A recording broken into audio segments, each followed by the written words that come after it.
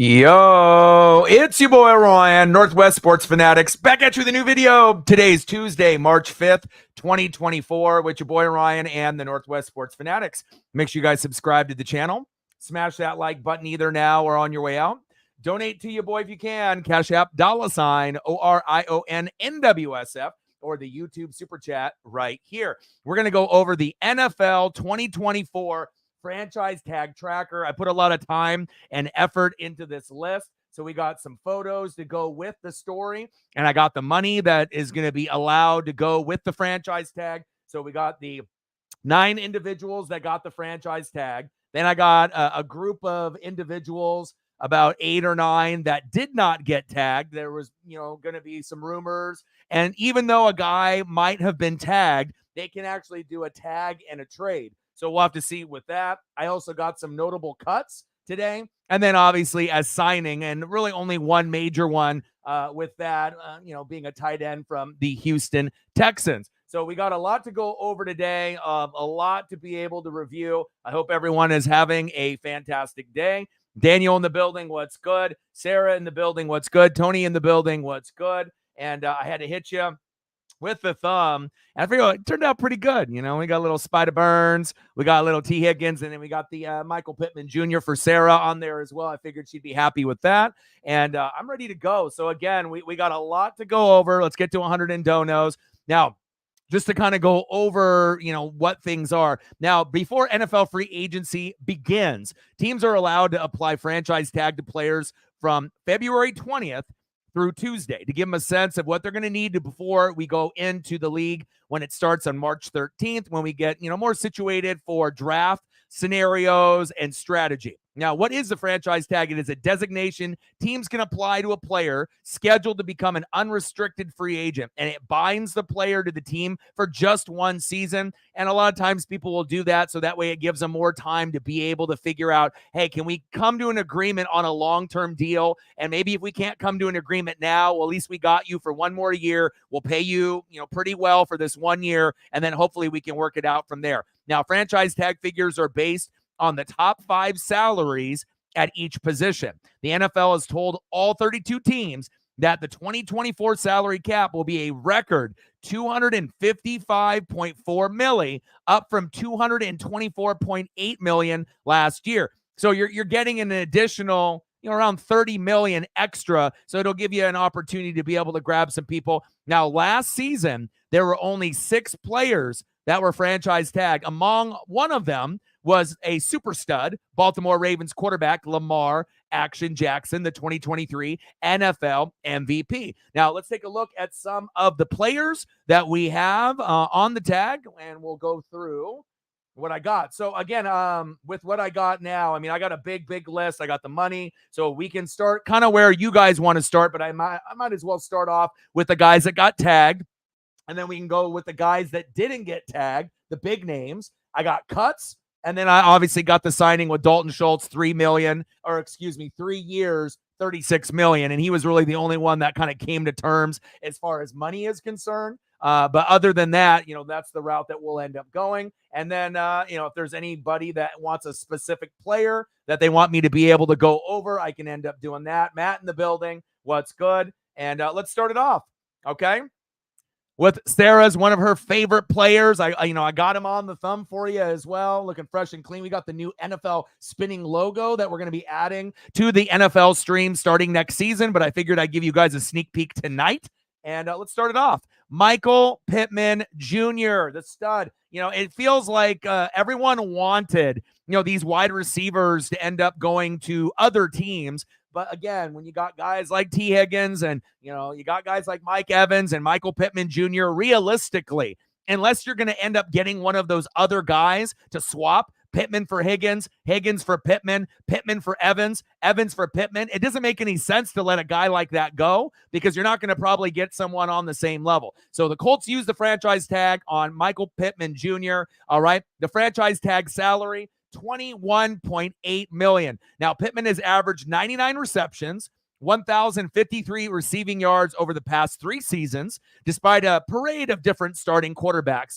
That got to give him a lot of kudos and credit. Now, Pittman, 109 receptions in 2023, were 5th most, 1, 2, 3, 4, 5, fifth most by a Colts player in franchise history, and the most since Reggie Wayne, 111 in 2010. Okay, so why did they end up tagging Michael Pittman Jr.? The Colts, they like some of their young receiving talent, especially Josh Downs. He showed out. He had a little stretch where he was up, he was down, he was up, he was down. But for the most part, as long as he wasn't hurt, and he was playing, he was pretty fucking consistent, right? But Pittman is too big of a part of a Colts offense to be able to risk losing him. Josh Downs isn't really a number one.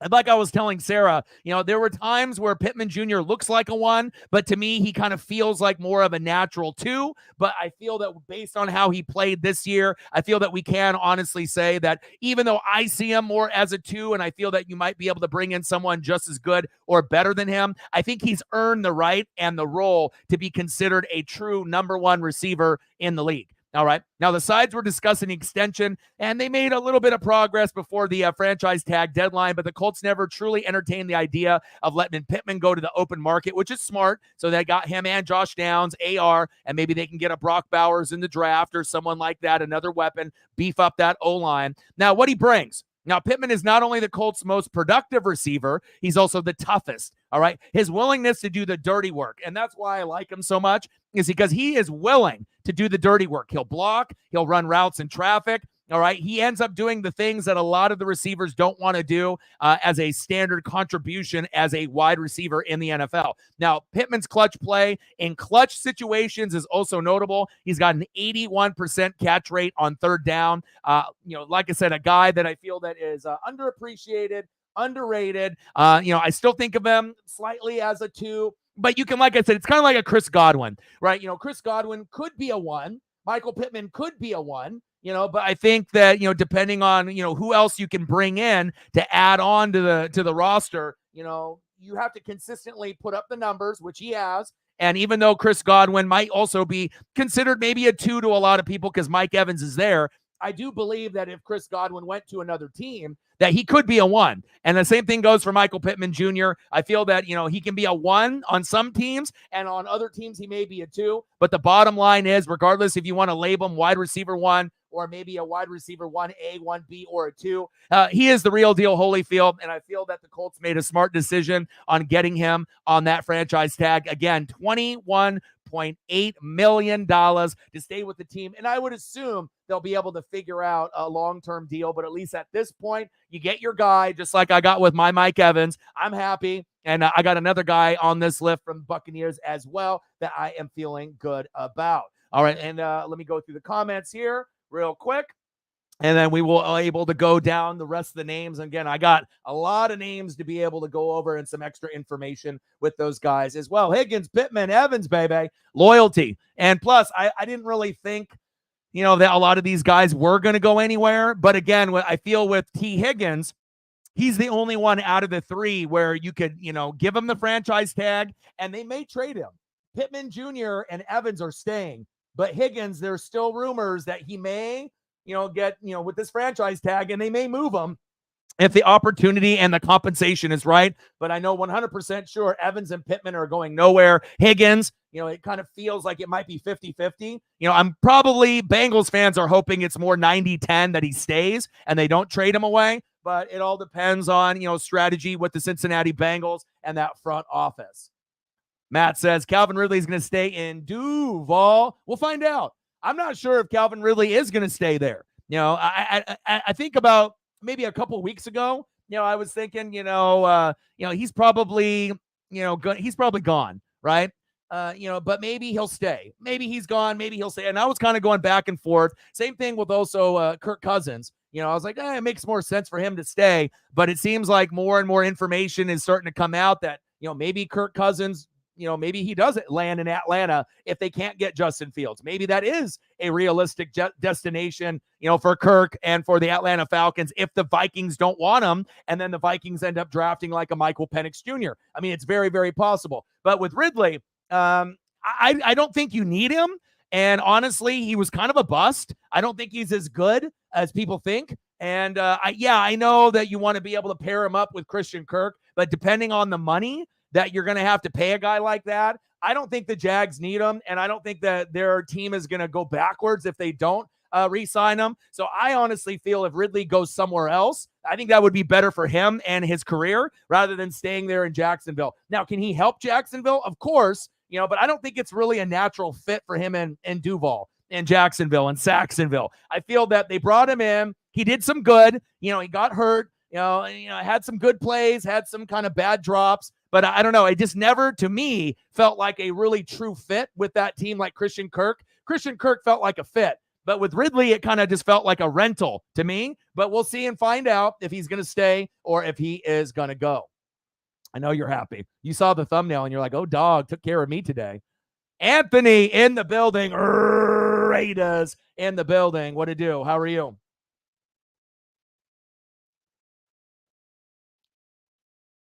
Yeah, I mean, I think it's loyalty, and also you have to think about, Baker Mayfield re-signing, even though it hasn't publicly come out. Mike Evans isn't going to re-sign a 2-year deal like that with the Bucs if Baker isn't staying there. If they had to start over with like a Bo Nix or a Michael Penix Jr., and if they decided that that was the route that they were going to go and draft a wide receiver, or a quarterback, then I think Mike Evans would have possibly considered, maybe the Kansas City Chiefs, but again, it's what the media wants to portray. It's like, oh, Mike Evans would be such a great fit, with the Kansas City Chiefs, of course. But then you have to look at tax, you have to look at the contract and the way that it sits with Florida with no sales tax, or if he ended up going to like Houston and they do, that means that you're going to get less money. So at the end of the day, he's got a really good firm spot in the community, with his kids. And, he got 2 years, with the Bucs. Are we going to win a Super Bowl in the next 2 years? Hell, we might not even make the playoffs the next 2 years, right? But at least it gives a chance for me as a Buck fan to be able to appreciate guys that play their whole career, with one team. And we got that with Mike Alstott. We got that with Derek Brooks. We got that with Rondé Barber. And that's why I hold those guys to a higher standard rather than other guys like John Lynch and Warren Sapp. They are Hall of Famers, but they, chase the money. And I know it's a business. But after John Lynch went to the Broncos, I was a little hurt. When Warren Sapp went to the Raiders, right, and went to your team, I was a little hurt, but I understood it is a business and you got to get paid, at the end of your career. I get that, and again, after 2 years, Mike Evans might retire, or he might decide, I want to play one last year or 1 or 2 more years somewhere else. But for the time being, it looks like he's going to end up retiring a Buck, and he'll retire in 2 years. But I feel with Mike Evans, with his body and his skill set, that he could actually play longer than 2 years, that he got the deal with the Bucs if he wanted to, but we'll have to kind of, wait for things to kind of shake out and go from there. All right, baby. 2024 franchise tag tracker, starting it off, Michael Pittman Jr., $21.8 million to stay, which kind of seems like a lot to some people, but it really isn't. All right, next up, and I'm going to go through the comments, and like I said, I'll try to get caught up here and there and whatnot. All right, so the next individual that got the tag, the Patriots have placed a transition tag on safety Kyle Dugger on Tuesday. So the transition tag on Dugger, all right, it's $13.8 million. Now, he's played 61 regular season games, okay, 52 starts, and in 2022 became the first Patriots defender since 1970 to score 3 touchdowns in a season, and that's why they ended up getting him the transition tag. All right.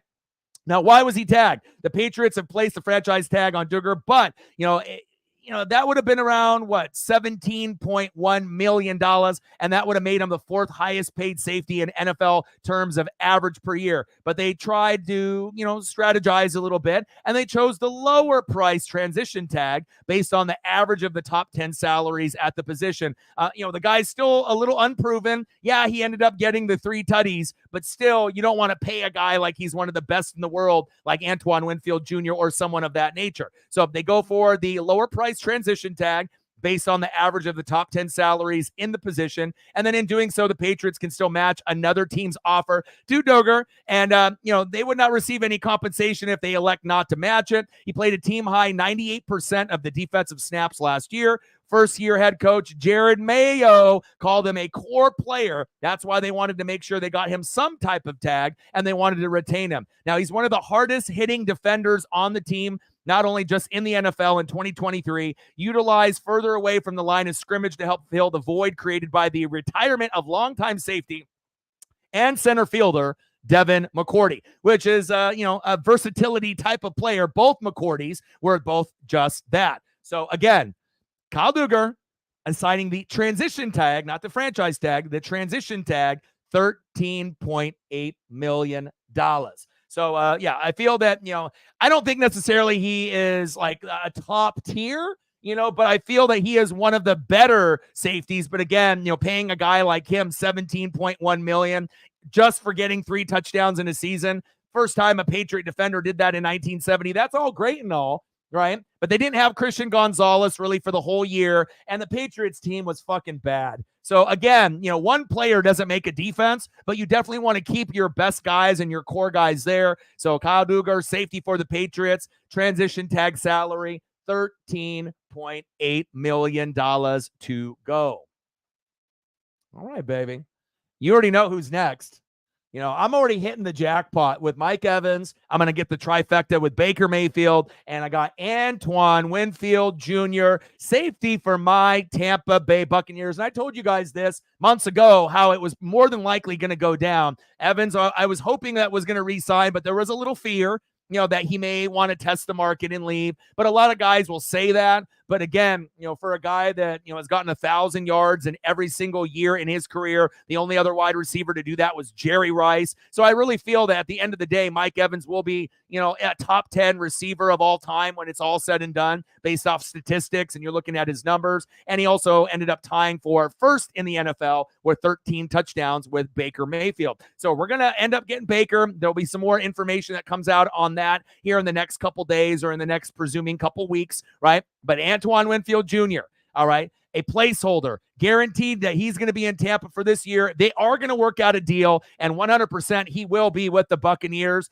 after this franchise tag, $17.1 million. Now, and if we didn't have guys like Antoine Winfield Jr. or Tristan Wirfs, you have to realize that not only did we bring in Tom Brady, not only did we bring in, Rob Gronkowski and fly like a butterfly, sting like AB, but if we didn't draft Antoine Winfield Jr., one of the best safeties in the league already, and Tristan Wirfs, one of the best offensive linemen, and both of these guys, in my opinion, are going to be Hall of Famers when it's already said and done. And if we didn't get those two guys, we don't even get to the Super Bowl. So I think a lot of the hype with Brady, Gronk, fly like a butterfly, sting like AB, Bruce Arians. We have to remember how good Antoine Winfield Jr.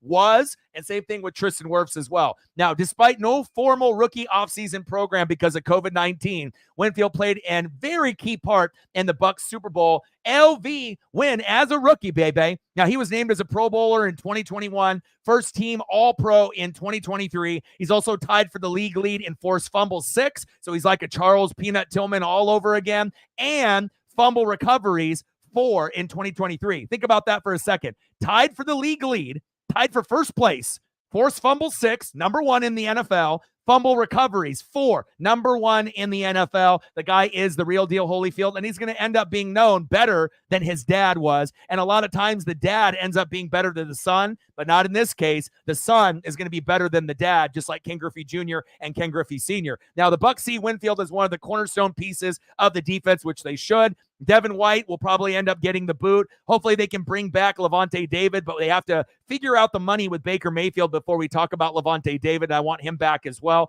to retire a Buccaneer for life.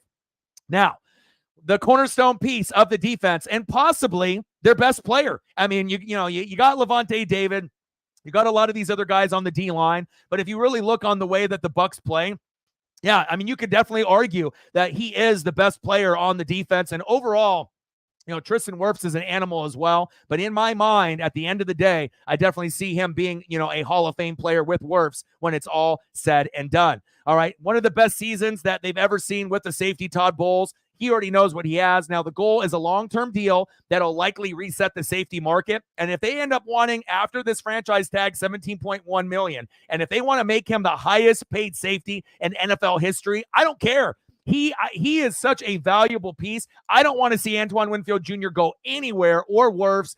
It'll be, not only heartbreaking for me and Bucks fans, but you don't want to let a guy that has shown that he could be possibly a Hall of Fame player go in any type of circumstance. So we're going to try to make that deal happen, obviously, after the franchise tag, guaranteeing he'll be in Tampa next year and hopefully beyond. Now, Winfield brings a ton of versatility. Obviously, like I told you, number 1 in the league in forced fumbles with 6, number 1 in fumble recoveries in 4, right? Tied for first in both of those categories. But he brings energy, swagger. He's got all the riz. He can line up at strong safety, free safety, nickel back. He can blitz off the edge. He can cover. He's almost like a modern day Rondé Barber at the safety position. He can stop the run. He's got a knack for stripping the ball and recovering it. And not only that, punching out footballs when guys, quarterbacks, running backs, and wide receivers are dancing down the sideline. And when 99.9999% of players give up, he doesn't. He goes for the punch out, and he gets very, very good looks on the punch out. And some of these punch outs that he's getting are getting recovered by the Buccaneers. So essentially, he's saving touchdowns. And I haven't seen Charles Peanut Tillman do really a lot of that.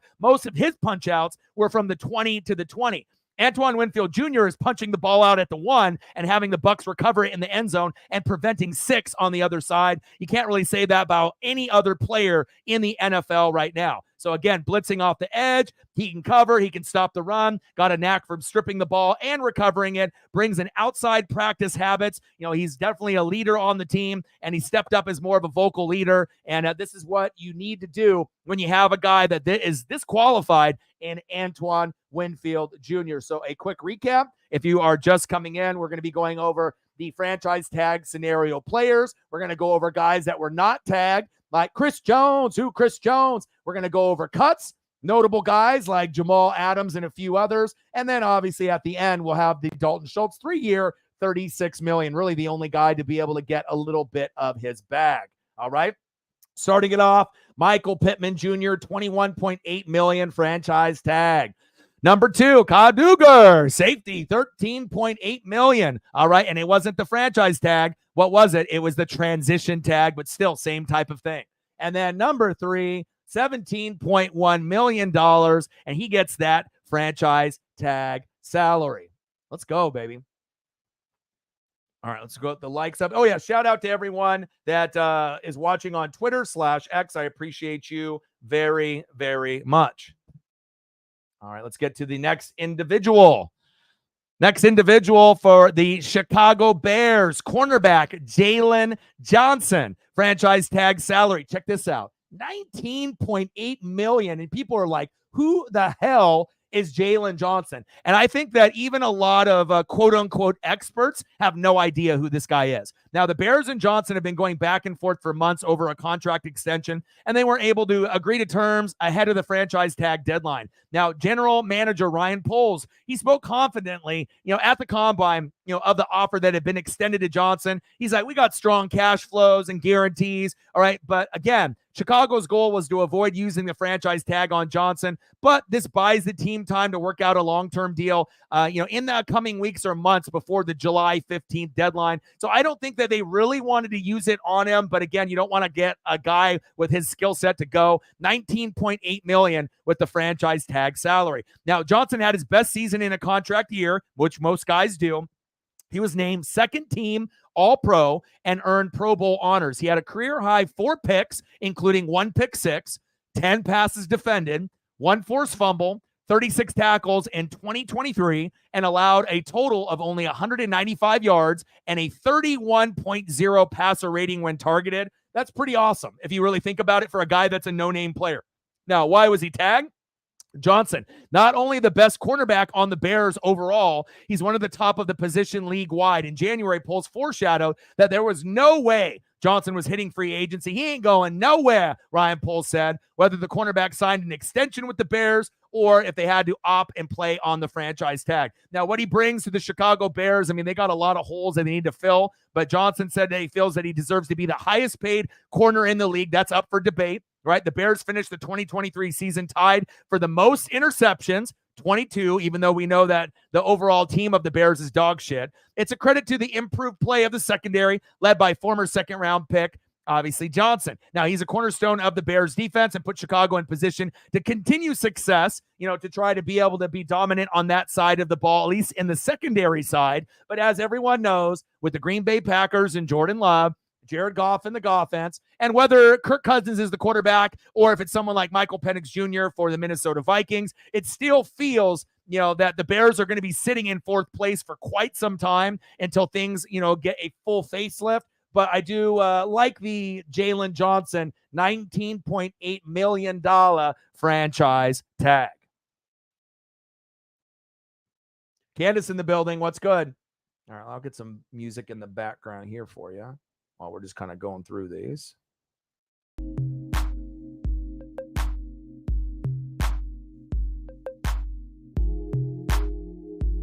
All right. Next up, one of the best players in the entire NFL, Josh Allen. And we ain't talking Buffalo Bill Josh Allen. We're talking Jacksonville Jaguars, Saxonville, Duval Josh Allen. Franchise tag salary, crazy numbers, $22.748 million. All right. Now, with Josh Allen, the Jags selected 7th overall in 2019, is coming off his best season yet with a single season franchise record of 17.5 sack lunches.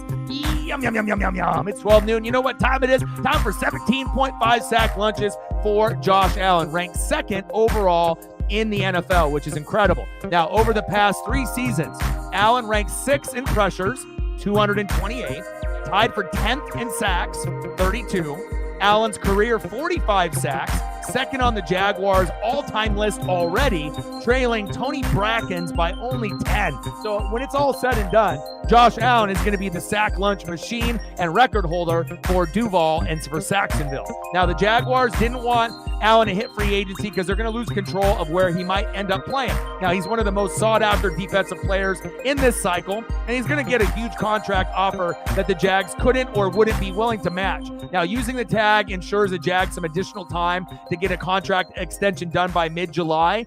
He may or may not be, on the Jacksonville Jaguars in the future, but at least for the time being, they can have one more dominant year, and they're hoping and they're praying that by mid-July, they can find a way to restructure maybe some other players' deals to get him the bag. Now, in addition to being one of the league's best pass rushers, Allen is good against the run and is one of the team's leader in the locker room. Now, he's one of the Jags' few core drafted players that stated that he wants to remain in Jacksonville. But you can't lowball him. You're going to want to make sure that if he wants to stay there, that you don't lowball him and you make sure that he gets his bag. But for the time being, $22.748 million. Dollar bills, y'all. Jacksonville Jaguars, Josh Allen getting that franchise tag.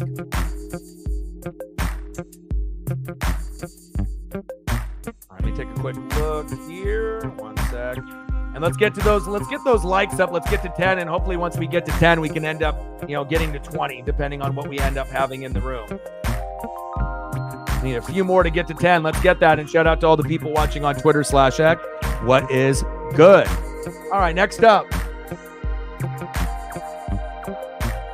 One of the probably sleeper players, another guy that I feel like Jalen Johnson and Kyle Duggar, most people don't know who these guys are. I mean, I think almost everyone knows who Michael Pittman Jr. is. I think most people know who Antoine Winfield Jr. is. I think most people know who Josh Allen is, whether it's the Buffalo Bill Josh Allen or the Jacksonville Jaguar Josh Allen. You got 3 guys that are kind of popular and then 3 guys that are kind of under the radar. But don't let those guys that are under the radar fool you. You got to have some of those under the radar guys to be able to win in this league. And we're talking this guy, Justin Madubuike, D-tackle for the Baltimore Ravens. All right, he's going to end up getting the franchise tag.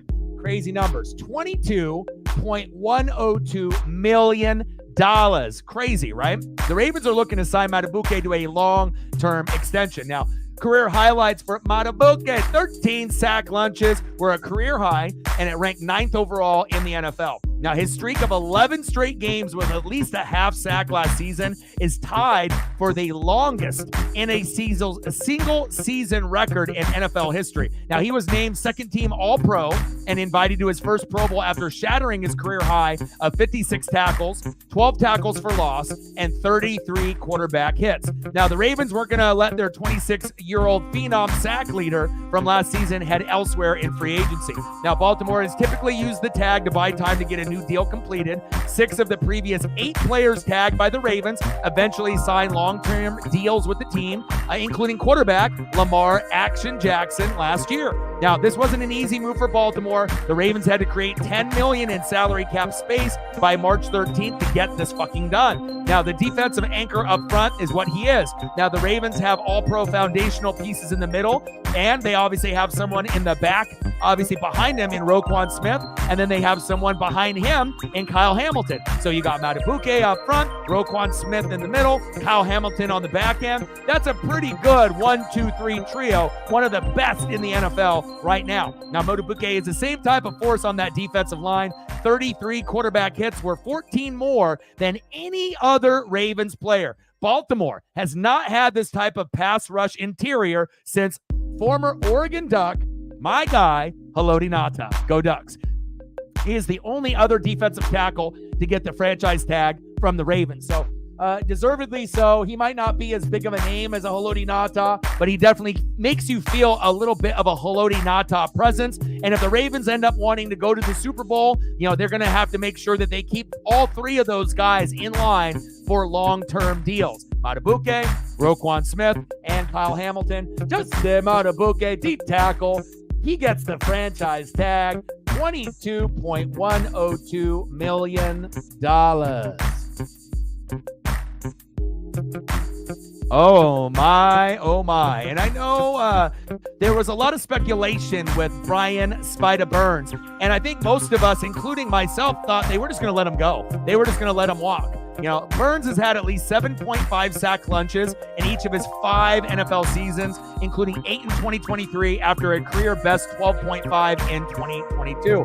So, he's too good to really just let him walk, but again, where the Panthers are, being the worst team in the NFL, it would have made sense to tag him, and it also would have made sense to let him walk if it was going to free up more money, right? Especially if you're the worst team in the NFL. But Brian Spida Burns gets the franchise tag, and not only does he get his bag, $24 million. And I know they're going to try to get him long term. Now, career highlights for Burns. He's been a sack machine since the Panthers made him the number 16 pick in that 2019 draft out of Florida State. I would remember because I wanted him on my Buccaneers. Now, he had 7.5 sacks as a rookie, despite starting only 5 games, and a career high 12.5 sack lunches, in 2022. All right, including 2 sacks, a forced fumble, a pass deflection against the Denver Broncos in Week 12 to earn NFC Defensive Player of the Week, and he was named to the Pro Bowl in 2021 and in 2022. I love this guy. Now, the Panthers have been trying for a year, not even a couple months. They've been trying for a year to get Burns to come to an agreement with them, to a long-term deal. But he's asking for an average. Check this out. And I don't think you're going to hear this from a lot of people. He is asking for $30 million or more a year. And I know he's an awesome player, but I'm not sure if he's worth $30 million a year. But I guess if someone's going to pay him, it might be the Carolina Panthers. Now, according to a source of knowledge with the negotiations, and of course, talks dropped off because even 24 seems like a hell of a lot for Brian Spida Burns, even with the numbers that he's bringing up. But again, if the cap is going to increase, there's going to be more money that you're going to be allowed. A few more $1 million, 30 more million extra. So if you're going to end up having the cap being increased, then maybe going from a 24 to 30 isn't going to be as bad. But if the amount of money were to stay the same, the salary cap, there's no way in hell you're going to pay a guy like that $30 million a year. So it gives him a little bit of leverage moving forward, and he still wants to be paid among the top edge rushers in the NFL. Now, he had sacks, left and right, and Carolina still wants to lock up that 25-year-old, long term. But at least this tag will, help them with negotiations in the future. Now, beyond sacks, the main reason that they brought him back, leadership. He is the number 1 leader in the locker room for the past 3 seasons. The Panthers wanted to be a foundation of the 3-4 defense for years to come. And they thought so much of him in 2022 that at that point, GM Scott Furtner, right, turned down a trade for Burns that would have sent Carolina 2 first-round picks from the Rams because Sean McVay knows what he has right there, right? Sean McVay wanted him bad, and they were going to give him 2 first-round picks, and they said, no. And obviously the GM has changed names since then. It's no longer Fitterer, is no longer there. But again, turned down a trade to the Rams for 2 first-round picks for Sean McVay. So imagine if he was there. Now, the new GM, Dan Morgan, said he wants to build Carolina around dogs, DAWGS, and Burns exemplifies that. Big fact. $24 million. And again, it may end up being $40 million when he per average, per year, if they end up getting a deal done. Brian Spider Burns.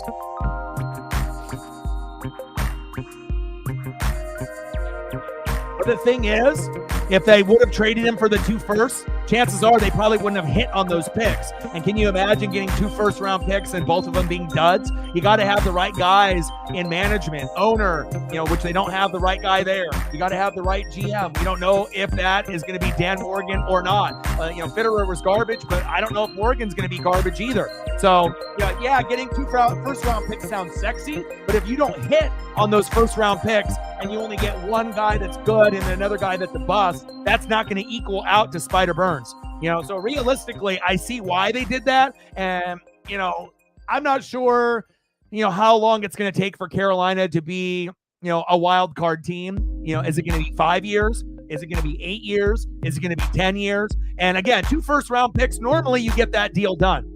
But ultimately, that would have benefited the Rams, and I don't think Carolina would have picked the right guys. So I think with that being said, I understand why they said no, because if you don't have confidence in your GM and your head coach and your ownership, who knows if they would actually draft the right guys to replace him. So I guess for now, I kind of like that they got a chance for him to stay and they'll work out a deal in the near future. Because if the Rams get a player like that, that's going to make it extra difficult for Seattle to be able to overtake them. And obviously, it's a 3-team race in the NFC West with the Niners, the Seattle Seahawks, and the Los Angeles Rams. But if they don't end up striking a deal, right, you can imagine where he might end up, and he might end up with Sean McVay in the future. So they don't even have to give up 2 first-round picks. They might be able to get them just based off a deal once the franchise tag gets completed and they can't come to an agreement. Don't be surprised if Spider Burns ends up on the Rams or a team like the Rams that's looking to beef up their defense because Aaron Donald isn't getting any younger.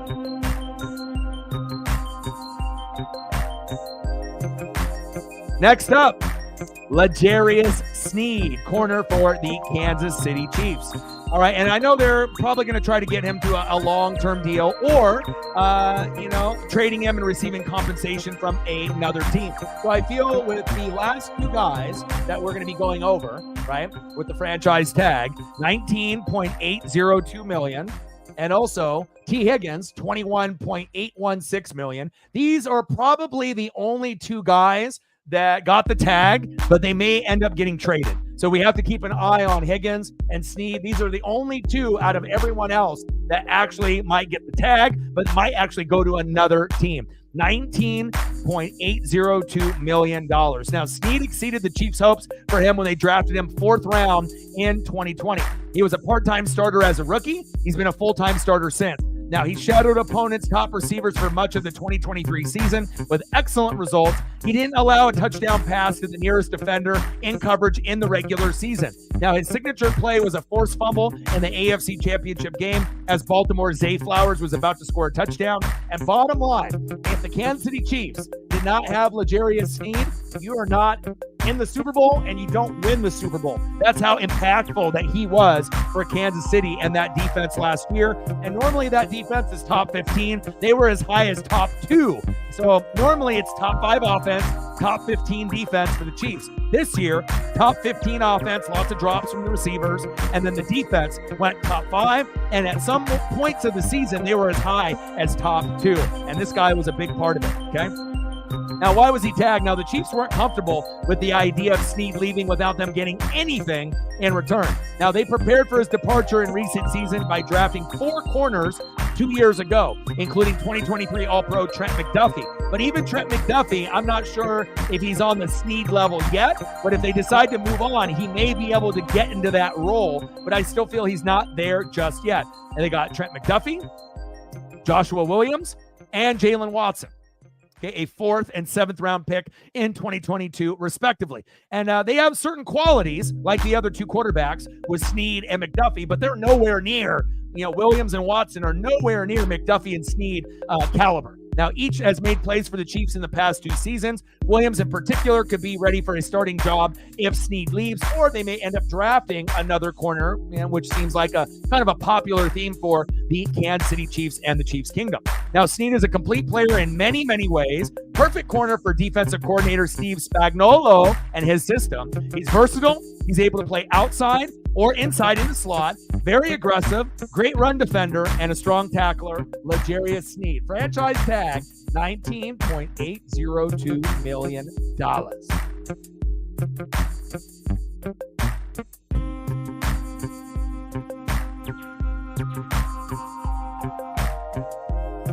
Next up, a guy that could obviously get the franchise tag, but probably the guy that is most likely to get tagged and traded. I would say this is number 1, and then this guy would be number 2 out of the 2 players. It just feels like, I know you got Jamar Chase, and it also helps that you got avoid the Boyd, Tyler Boyd, and Joe Mixon, obviously is there. And there's going to be rumors of guys staying and going, but I feel that Higgins should stay. But if they were able to, give him the tag and then trade, they may have someone in the draft that they have their eyes on to replace the Higgins role. Now, the 2 sides were unable to reach a long-term extension before the start of last season, and the tag destination was a likely outcome for the 2024 season. All right, now tagging Higgins now allows the Bengals to keep the core nucleus of Burrow, Jamar Chase, Higgins for at least 1 more year, and Tyler Boyd, as well as Joe Mixon, right?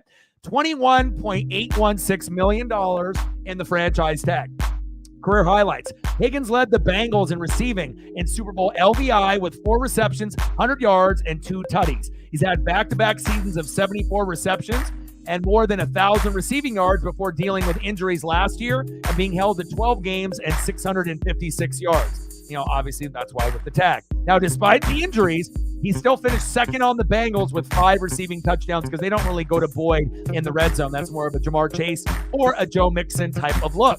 Now, why was he tagged? Higgins, a 2nd-round pick in 2020, has been a pivotal part of the Bengals offense. And whenever Jamar Chase goes down with an injury, you can always count on Higgins stepping up to be a number 1 receiver in that offense, as long as he can stay away from that injury bug that claimed him last year. Okay.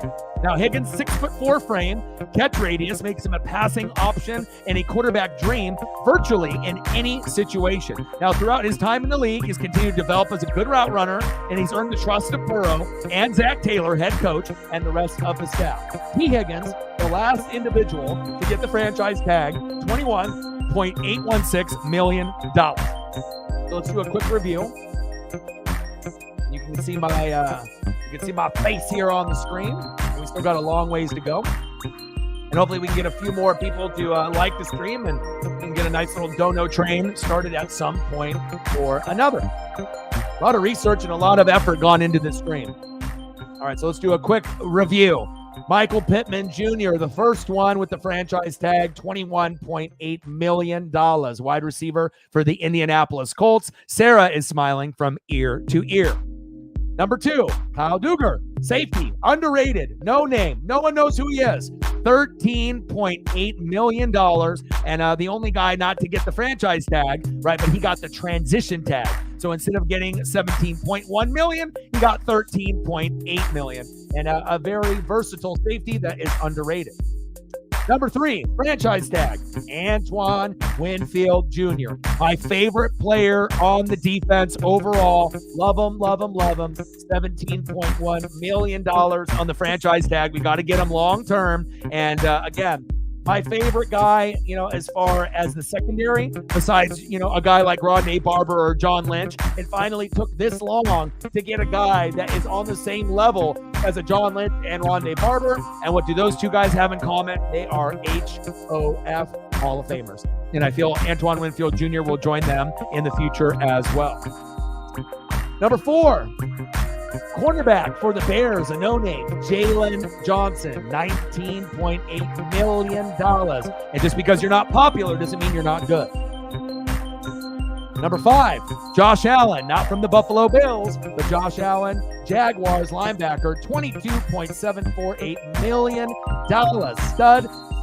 Stud. Next up, Justin Madubuike, D tackle, $22.102 million. I feel that he is the most popular no-name player that got the bag. You know, I feel that some people that follow the Ravens or follow the defense know who he is. The average fan doesn't know who he is, just like the average fan doesn't know who Jalen Johnson is or Kyle Duggar. But again, Justin Madubuike, you got to have a guy up front. He is basically the Haloti Ngata in 2024. Moving forward, they need to get him the bag, and obviously the success of the Ravens has to be in levels. So you got Madubuike up front, right? And you got Roquan Smith in the middle, and then who do you got on the back end? You already know who it is. Notre Dame's finest, Kyle Hamilton. Spider Burns, just as talented as Josh Allen, outside linebacker, $24 million on the franchise tag, and is looking to get $30 million plus, or somewhere around that $30 million range, which is kind of crazy. But if you actually look at his numbers, with Josh Allen and Brian Burns, if, the cap keeps going up, it wouldn't be that crazy to think for these linebackers to get 24, 26, 28, 30 million a year, depending on how many years in the deal that they may end up getting. Brian Spider Burns, outside linebacker, franchise tag, 24 million, looking for 30 and beyond. And then the last two that probably have the best chance to get the franchise tag and then get traded, they may or may not, but these are probably the only two that may get traded. L'Jarius Sneed, corner, $19.802 million.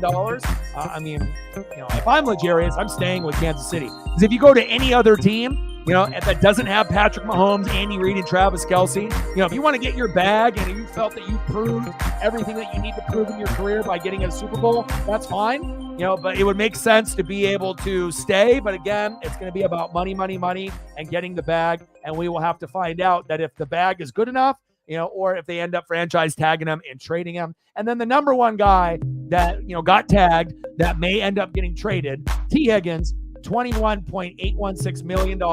And really the only reason that you have the luxury of even considering tagging him and then maybe trading him, right, or not re-signing him long-term is because you have Tyler Boyd on the team. And Tyler Boyd is a poor man's version of T. Higgins, but if you gave him more looks, Tyler Boyd could put up Higgins' numbers if he ended up getting more looks. So if like Jamar Chase is getting 10 to 12 looks and then Higgins is no longer on the team, and then you get a guy like Tyler Boyd that's getting 9 to 10 looks also, I feel that he could put up similar numbers to Higgins. Now, is Higgins a better player than Boyd? Of course, but it gives you the flexibility that if you don't want him on the team and you don't want to pay him, even though I feel that he is a good fit there, you do have the luxury to move him if you want to. So those are the main pieces right here. Michael Pittman, Kyle Duggar, Antoine Winfield Jr., Jalen Johnson, Josh Allen, Justin Madubuike, Brian Spider Burns, L'Jarius Sneed, and T. Higgins.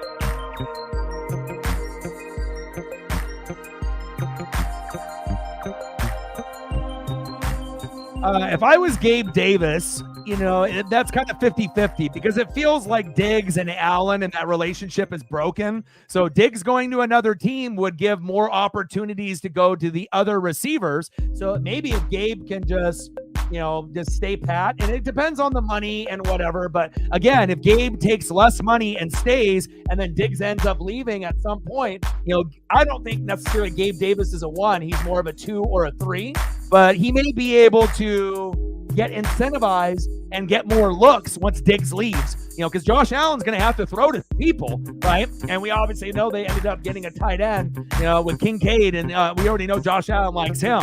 So, Gabe Davis, he's probably thinking, I can get more money. Let me go somewhere else. But again, remember, if you don't got Josh Allen throwing to you and you go to a team that doesn't have a good quarterback, you might get the bag, but you might be miserable. And you might not be getting as many targets as you would be getting in Buffalo. So I feel like he might be a little upset, and he probably feels that he's worth more money than he might be offered, and he might be able to test free agency, but his best bet is probably just waiting and sticking it out and to see what happens with Diggs. And, if Diggs ends up leaving in a year or 2 or 3 or whenever Diggs leaves, Gabe might end up being the 1 or the 2 at that point. So, it all depends. If he wants to go for money, then he leaves. But if he wants to go for chemistry and just to see what happens with Diggs and Allen, then I would stay, because you might end up turning into the number 1 naturally if they can't come to an agreement with Diggs. And it just kind of feels like Diggs and Allen, they're still a good combo, but it doesn't feel like the relationship is as strong as it was early on with that pairing. Darnell Mooney is in that kind of same kind of category where you're kind of a wide receiver 2, wide receiver 3. If you get enough targets, you can end up getting close to 800 to 1,000 yards and 5 or 6 touchdowns. If you get a lot of looks, he's got talent just like Gabe, where they could end up getting, 1,000 yards and like 7, 8 touchdowns. But it all depends on the other receivers that are going to be getting the looks. And in this case, you got Stephon Diggs in front of you and Kincaid now. And in this case right here with Mooney, who's in front of you? DJ Moore, Cole Kmet, and then you might have a few others in the draft that might be ahead of you as well. So it might be into their best interest to be able to look for more money. But again, Gabe Davis, you got Josh Allen. Remember that. You go to another team, it may not be as lucrative. And with Darnell Mooney, you got Justin Fields, maybe, because we don't think really he's going to still be a Chicago Bear. Realistically, they're probably going to try to trade him, right, either to Atlanta or Pittsburgh, and we're going to either see Justin Fields or Kirk Cousins in Atlanta, or we may see Russell Wilson, Justin Fields, or Kirk Cousins in Pittsburgh. It feels like Pittsburgh and Atlanta are going to be a destination for either a rookie quarterback, right, or a trade, from a franchise quarterback that may be looking for another destination. All right, now let's go to the guys that were not tagged. So I made obviously a list of guys with these as well. First one, notable, Chris Jones. Who? Chris Jones. And if you don't have Chris Jones, you're not winning Super Bowl. And even though he's only got like 2.5 sacks in 19 playoff games, he gets a lot of doubles, he gets a lot of triple teams, and just the fact that his leadership, and it's kind of like Aaron Donald, it's the same kind of thing. It seems like Aaron Donald and Chris Jones do more in the regular season than in the postseason. But the bottom line is if you don't have Aaron Donald, they don't win a Super Bowl. If you don't have Chris Jones, you don't win a Super Bowl. So we'll have to wait and see on what comes to fruition for Chris Jones. But I can't really see him playing on any other team besides the Kansas City Chiefs. Number 2, and these are all not tagged. Okay, Christian Wilkins from the Miami Dolphins. This may have surprised a few people. Very quality player. But still, there's going to be a lot of movement. So you got to be able to, come to an agreement on who are going to be the most, valuable guys. And a lot of times it comes down to cap casualties and money. So even though Christian Wilkins is a good player, just like Chris Jones, sometimes there's another guy on the roster that they have to franchise tag, and they're going to hope that they can work out a deal and bring him back. But if not, they'll be able to find a new team very, very easily. Maybe the most popular guy, during the franchise tag process, Saquon Barkley. Just like with him and Josh Jacobs, they are going to be playing on new teams. But where are they going to be playing? Is Saquon Barkley going to be on the Houston Texans? Is Josh Jacobs going to be on the Los Angeles Chargers? I think those are 2 really good destinations. I think Jacobs and Saquon could both play in Houston. I think both of these guys could also play with the Chargers, with Harbaugh and Herbert, especially if Eckler is going to be on the move. So we'll definitely have to keep an eye on Saquon Barkley and where he ends up falling.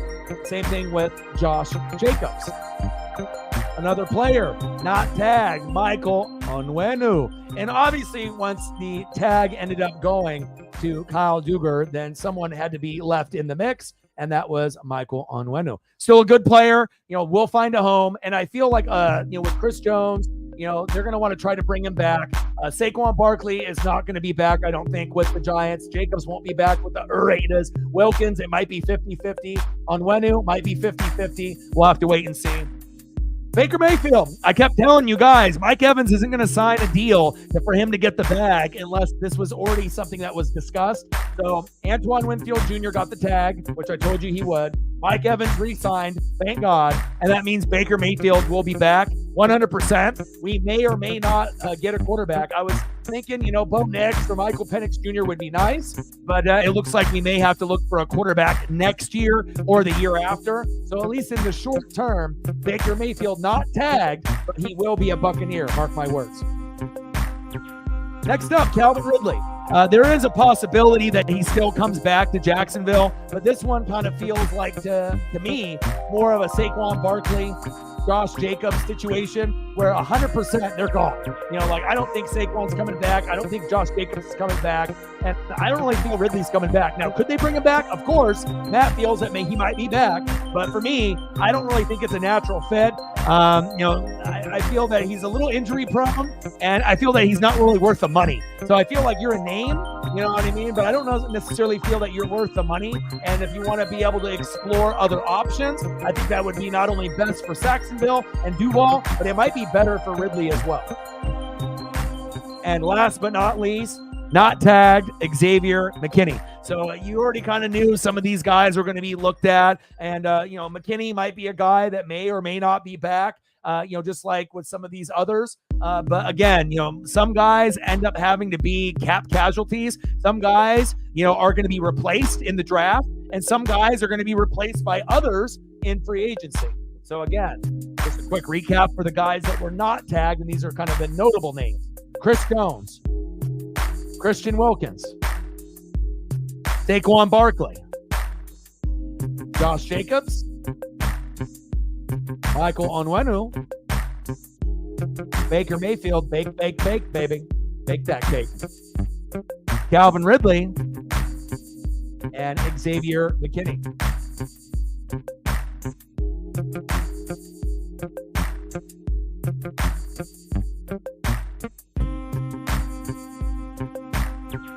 What are we sitting at on likes right now too? Let's get the likes up too.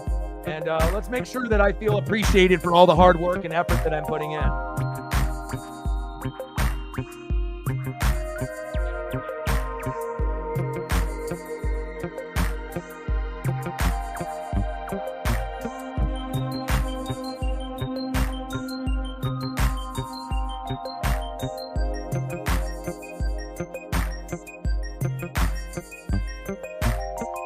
About an hour in.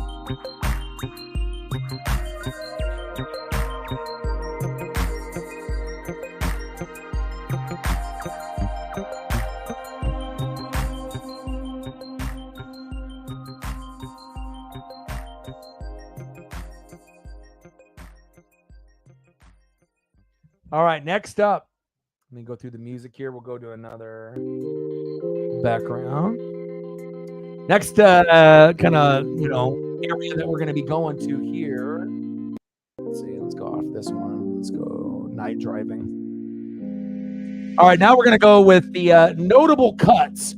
And this doesn't really surprise me that much. It feels like, Jamal Adams overall, this just wasn't really a fit. We knew he was great at LSU, had some moments with the Jets, but the guys like Greg Oden, he's just injury prone, he's brittle.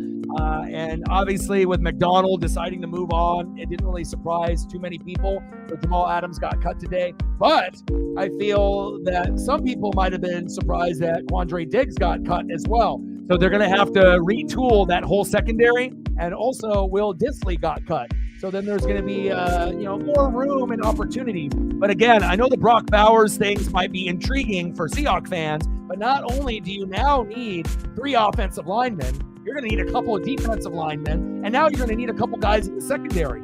So there may not be an opportunity to even consider Bowers at tight end, which would be sexy and nice, but you got 3 holes on the line, 2 or 3 holes on the D-line, and then you got 2 holes in the secondary.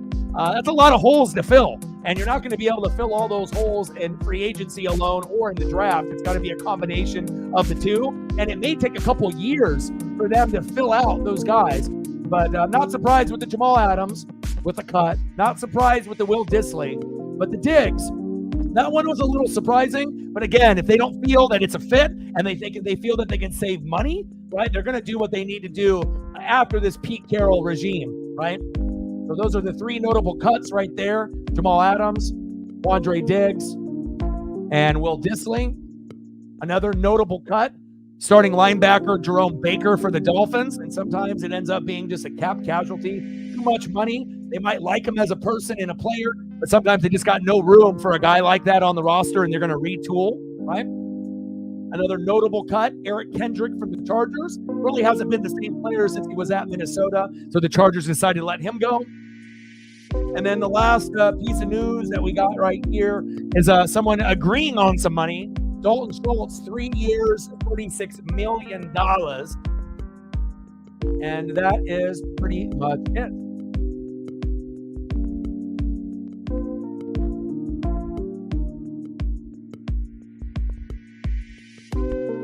I guess people don't care about free agency as much as you and me, Sarah. You know, I could have did the Kraken game today, instead, but I wanted to, try to get some more, NFL content, but it's one of those things. I want to be able to do NFL and do college football, but we got to get the proper support. We got to make sure that people are smashing the like button, people are sharing, people are donating if they can, like I said, because we want to make sure that we're doing NFL, but we want to make sure that it's going to be worth the time rather than possibly doing something like the Kraken. And right now, the Kraken and the Jets, right through Winnipeg, are tied up 3-3 with 17 minutes left in the third. So.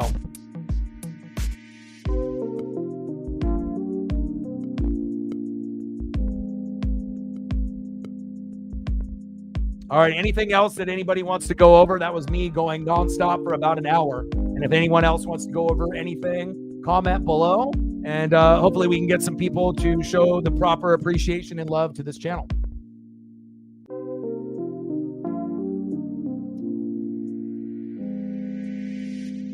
All right, I'm going to turn on the Kraken game since it's 3-3, and then you guys decide what you guys want to go on with after this. And if there's any other notable names that you feel that I missed, comment below, and then we can go from there. All right, give me a sec here.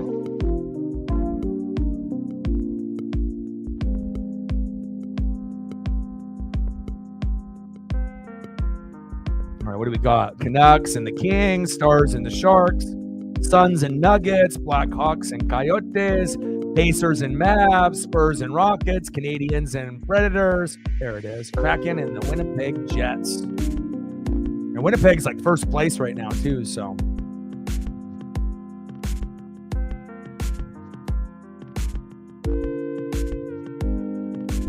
All right, come on, baby.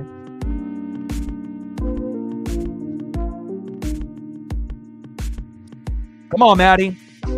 27 shots on goal for Winnipeg, 18 for the Kraken. I did not expect this game to be 3-3. If anything, I thought the game would be 3-0 or 3-1 at this point. So we're fighting, and like I said, that Uncle Mo and that momentum, it feels like, I don't know, I have to check to see if Grew is in net, but Grew has played great after coming back from the injury and has given us momentum. And if we can average, giving up 3 goals or less in every game that we play, I feel pretty good about the Kraken's chances of winning, 70% of the games when we give up 3 or less. I feel like the offense has kind of turned the corner a little bit. So, all right, 15 minutes left in the third. 3-3, Kraken and Jets. And again, for anyone that wants me to be able to go over anything else, or if we get some other people to come through. But the main reason I started this stream an hour later is for more people to be able to come through instead of starting it at 5, and then it would have been 7 or 8 o'clock in the Midwest or the East Coast. I decided to start it at 6, which would have been 8 or 9, but I guess it didn't really make a difference. So I could have ended up making this an upload, but I had so much information to go over based off the tag, the stats, the money, the people that didn't get the tag, the people that ended up getting cut, and then the Dalton Schultz signing. Obviously me doing an upload for an hour, it didn't really make any sense. Now, if I would have been able to cram all this information in like a 10-minute or 20-minute video, yeah, maybe I would have been able to do that, and that might have been able to get more views or whatnot, but That's why with this channel, you never know what you're going to end up getting. You never know who's going to show up. You never know who's going to support. You never know what you're going to get on a daily basis. 27 shots on goal for Winnipeg, 19 for the Kraken. Well, based on what we have in the room and what we have on Twitter/X, we should be getting closer to 20. I mean, it's NFL. NFL is probably, one of the stronger pieces that we have. But again, support has to be done as a group. We can't just do it with a fraction of the fan base. So, come on, Kraken.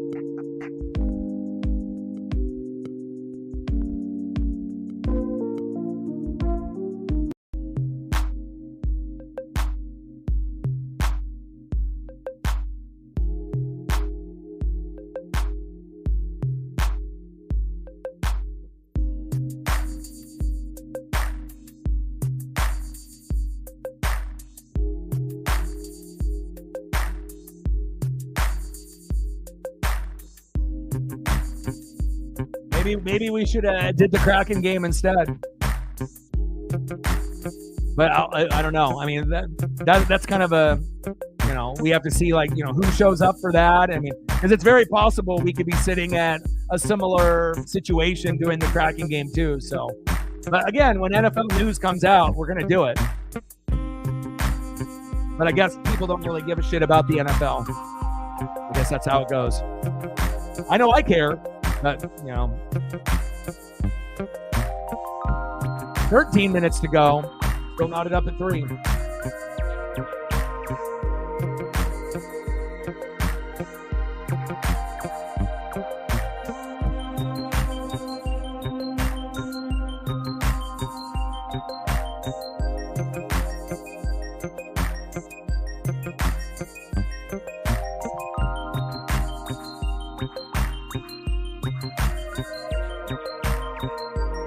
Minutes to go. Come on, Kraken. This would be a huge win. I mean, once this last 10, 12 minutes is over, we need to go and do a recap. For anybody that's new that comes through, I'd be willing to do a little bit of a recap, but I'm not going to do the whole show over again, because then that would take a whole nother 1 hour. So, I mean, especially if we, are very light with the support, I'm not going to grind and not be appreciated. So.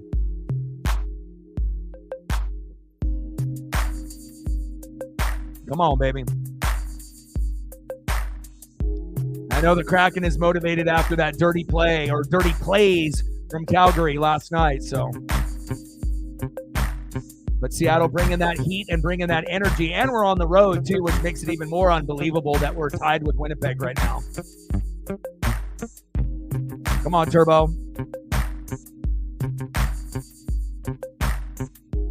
7 teams want Sneed in a tag and trade. Oh, I bet. I mean, they were saying about, a quarter to a third of the teams in the NFL wanted Mike Evans. Out of 32 teams, you're looking at around 8 to 12 teams that were genuinely interested in Mike Evans. So, I mean, when you're a top dog, of course, there's going to be interest. And as I assume if T. Higgins and Michael Pittman Jr. were available, I imagine you would have, 5, 6 teams, 7 teams that would be interested in them as well. Maybe not all the teams, but there would be a few. Maybe not as much as Mike Evans, but there'd still be, a few.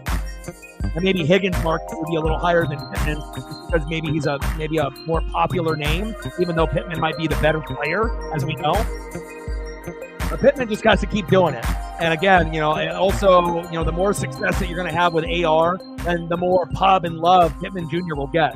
So, and then that whole wide receiver 2 talk will go away completely. We won't even talk about it anymore. It'll just be like, yep, he's a wide receiver 1, and he will be. Probably for, the most, as long as he keeps improving the stat line. But also, too, for him to be considered like a true number 1, he's going to have a season where he puts up like 1,500 yards and like 12 touchdowns. So once he ends up doing something like that, then the talk will go away. But if you're only putting up like 1,000 to 1,200 yards and under double-digit touchdowns, then people are still going to, be, maybe he's a 1 or maybe a 2. And that's deservedly so. Once you end up putting the bigger numbers, then the talk of being a wide receiver 2 will go away. But I like him. He's talented. just like Snead.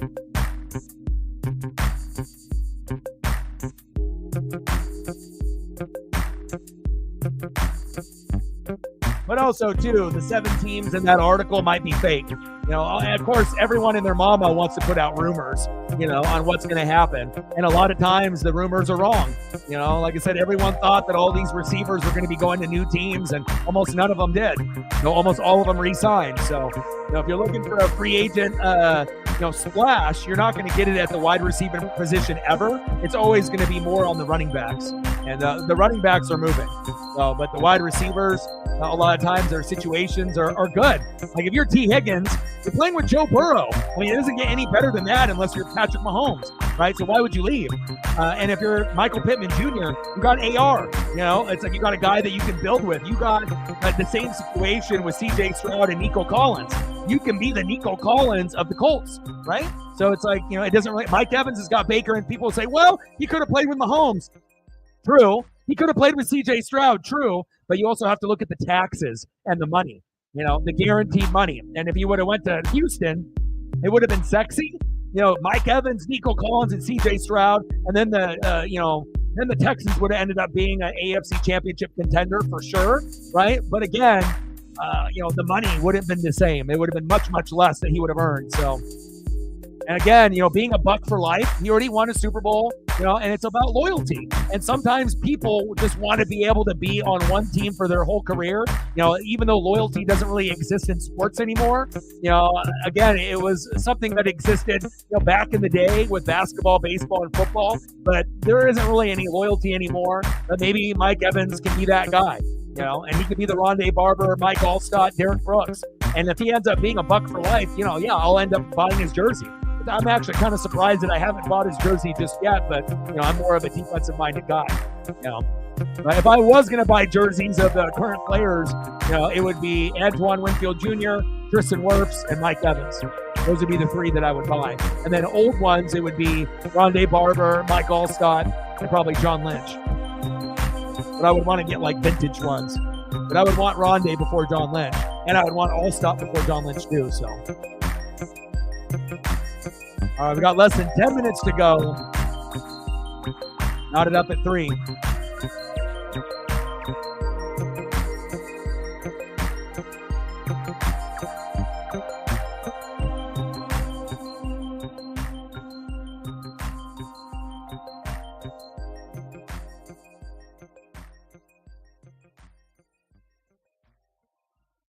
Come on, Kraken.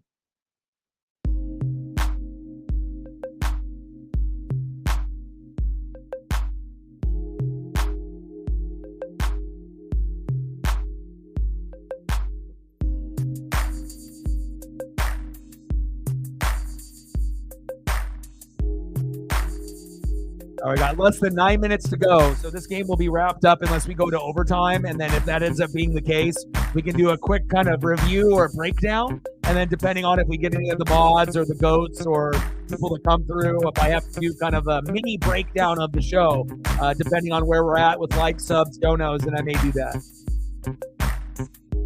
30 shots on goal for Winnipeg, 22 for the Kraken.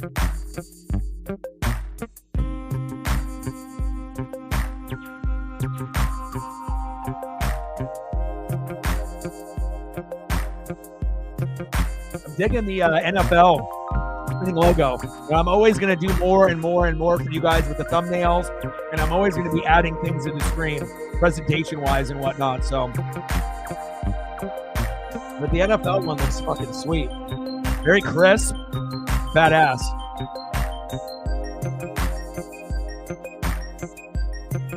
Shout out to all the people watching on Twitter/X. 8 minutes to go. Come on, Kraken. And Seattle scored a goal in every period, too. Let's go. Justin Schultz in the first period. Kyle Connor for Winnipeg in the second. Jared McCann after him. Adam Lowry in the second. Nino in the third. And Tomas Tata with the Tata sauce in the third period. Oh, we got Joey Daccord in net. So they got Joey in there. So Joey gave up 3 goals, but at least we were able to get on the offensive. So they gave Drew the night off, and this would be a good win for Joey. And again, sometimes, you know, when you end up giving goals, as long as the offense can match the production, hell, I'll take a 4-3 win. A 4-3 win in overtime, a 4-3 win in a shootout. Best third period goal differential. Winnipeg is number 1 in the NHL with plus 29. Florida Panthers, plus 28, number 2. Edmonton Oilers, plus 23, number 3. Buffalo Sabres, plus 22, number 4. Avs, plus 17, number 5. And then the Dallas Stars are number 6. So that pretty much means if you play Winnipeg and if you aren't tied or ahead, you're fucked. If you're down in the third period, you have no chance of coming back on Winnipeg. So at least right now, so that we're tied, so we have a shot.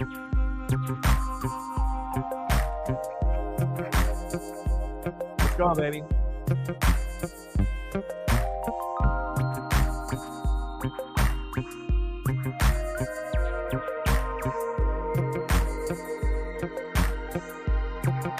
Good pass. And you know, when you're doing your Twitter comments, for Bo Nix or college football, I feel that you're getting better results than you thought that you were going to get. But again, it's like you don't even need to like your own post. You know what I mean? There are going to be people that are going to, like it and get it out there. I'm always going to like your stuff, and you don't even really necessarily need to send it to me in a DM. As soon as it comes up on my timeline, I go back through your timeline. But if you want to, just to give me a heads up, and then I'll, I can like it on there, but then I can actually go to your post. But you're getting more interaction with some of your comments and your takes than probably you even thought. So like I said, you just have to keep grinding it out. And remember, it's not necessarily always about how many followers you have or how many people that you follow. It's about the interaction that you're actually getting with your post. And if you actually have football knowledge, so like you have that Nick Saban troll, and anytime you end up getting any fan from, it seems like the Big Ten, the ACC, or the SEC, all they want to do is just talk shit about the Pac-12. Like, let's remember, the Pac-12 was the best conference in football this year. The SEC wasn't good. So if you're living in a fantasy world, if you think Bama and Georgia are the top dogs still, they were, but not anymore. Now things are even, especially with the NIL and with the transfer portal. It's no longer going to be SEC dominant. Like, it'll be SEC dominant as one of the super conferences, but I would feel that the Big Ten has just as good of a chance to win a championship at the end of the day now, moving forward, with Michigan, Ohio State, Oregon in the fold. Bama, Georgia, Oklahoma, Texas, they got their fearsome foursome. And then we got Michigan, Ohio State, Oregon, Penn State. And then hopefully at some point USC can get up there too, because if USC could ever get a fucking defense, they could be just as good as Penn State or better. USC recruits pretty fucking well. It's just a matter of if they can compete and if Oregon will start stealing away some of their guys. Because obviously USC's got a lot of history, but at some point, if they ever can figure out defense, right, USC could, be the third or fourth team in the Big Ten. But again, it's probably going to take a few years. And so for the time being, it's going to be, Ohio State, Oregon at the top, and then we'll see what Michigan and Penn State do. And then we still got a ways to go for Washington and USC to catch up to Oregon. And then UCLA will be in the middle towards the bottom. They'll be all right. They'll probably be like a mid 500 team or slightly under 500, especially if they got to play all the top-notch teams that we have now. All right, less than 5 minutes to go. We're still knotted up at 3. Yeah, I'm glad you got your guy, so you don't have to be sad. I got Evans. I got Winfield Jr. I'm gonna get Baker. And again, it's like, at least, my situation with Baker, at least it's not like Russell Wilson, and Russell Wilson still has a good stat line, but based on the man that he is outside of the football field, that's why nobody wants to work with him. Nobody wants him. It's like you could go 26-8, 30-7, but no one cares. It's like, cool, you ended up proving the doubters wrong, but you still didn't have a very good record overall with the Broncos, and it wasn't all his fault. He did the best that he could, but it shows you Nathaniel Hackett and all of those mistakes that they made. And think about this. If you're willing to take $85 million in dead money, you hate that guy. There's no way in hell that you get rid of a guy that's owed $85 fucking million unless you fucking hate him. So again, sometimes you can be a talented player, but if you're kind of an asshole, or if you are not friendly, or you're fugazi, or you're fake, or you're only tight with your small circle and you feel entitled. Like, remember, Russ was a top 3 quarterback for years and years and years and years, and his stat line proved it. He's a Hall of Fame quarterback, right? But he hasn't been as good in the last few years, right? But still, the numbers, if you're looking at touchdown to interception ratio, it's still been pretty good for his career. It's just that people are hating on Russ on what he does on, outside of football, or off the field, But again, I'm just happy that even though Baker and Russell were both like 2 guys that were probably hated, 2 guys that were, maybe misunderstood, a little bit. But I think Baker has turned the haters into fans now. And also, if you hear any of the players talk about Baker, they only have good things to say. I have never heard anybody talk bad about Baker, in Cleveland, Rams, Tampa. Like, you just don't really hear people talking bad about him. Yeah, is he a little cocky? Does he have a little swagger and riz? Of course, you have to. Does he rub people the wrong way? Yeah, but not like Russell. So you can be confident in yourself, and some people will say you're cocky, I don't like you. Fine. But at the end of the day, if you're winning and you're going to be able to, do things for your team to show that you're about the team and not yourself, like, Baker throws a screen pass and then he's leading the blocks and then he tries to block someone as a quarterback. That shows that you're about the team, and that's what Baker does. You're never going to see Russell Wilson throw a screen pass and try to block somebody, so even though I don't want Baker like long term, I guess at this point I'm gonna have to sign them to probably 3 to 4 year deal, or maybe it'll be longer. I don't know, but I would assume it'll be like 3 to 4 years, and he may not play all 3 to 4 years. We may look for someone else, but I was really hoping for like a Bo Nix, Michael Penix Jr. type of thing for the Bucs.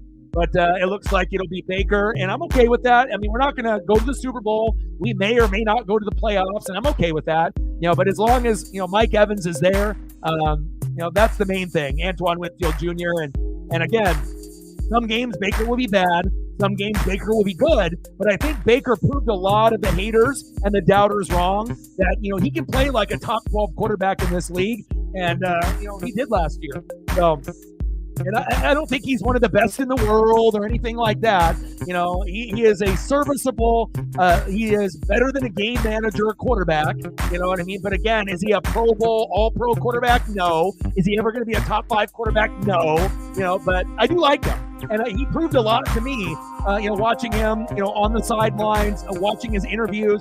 And most importantly, the thing that really sold me is the way that the coaches and the players and everyone on the organization talked about him.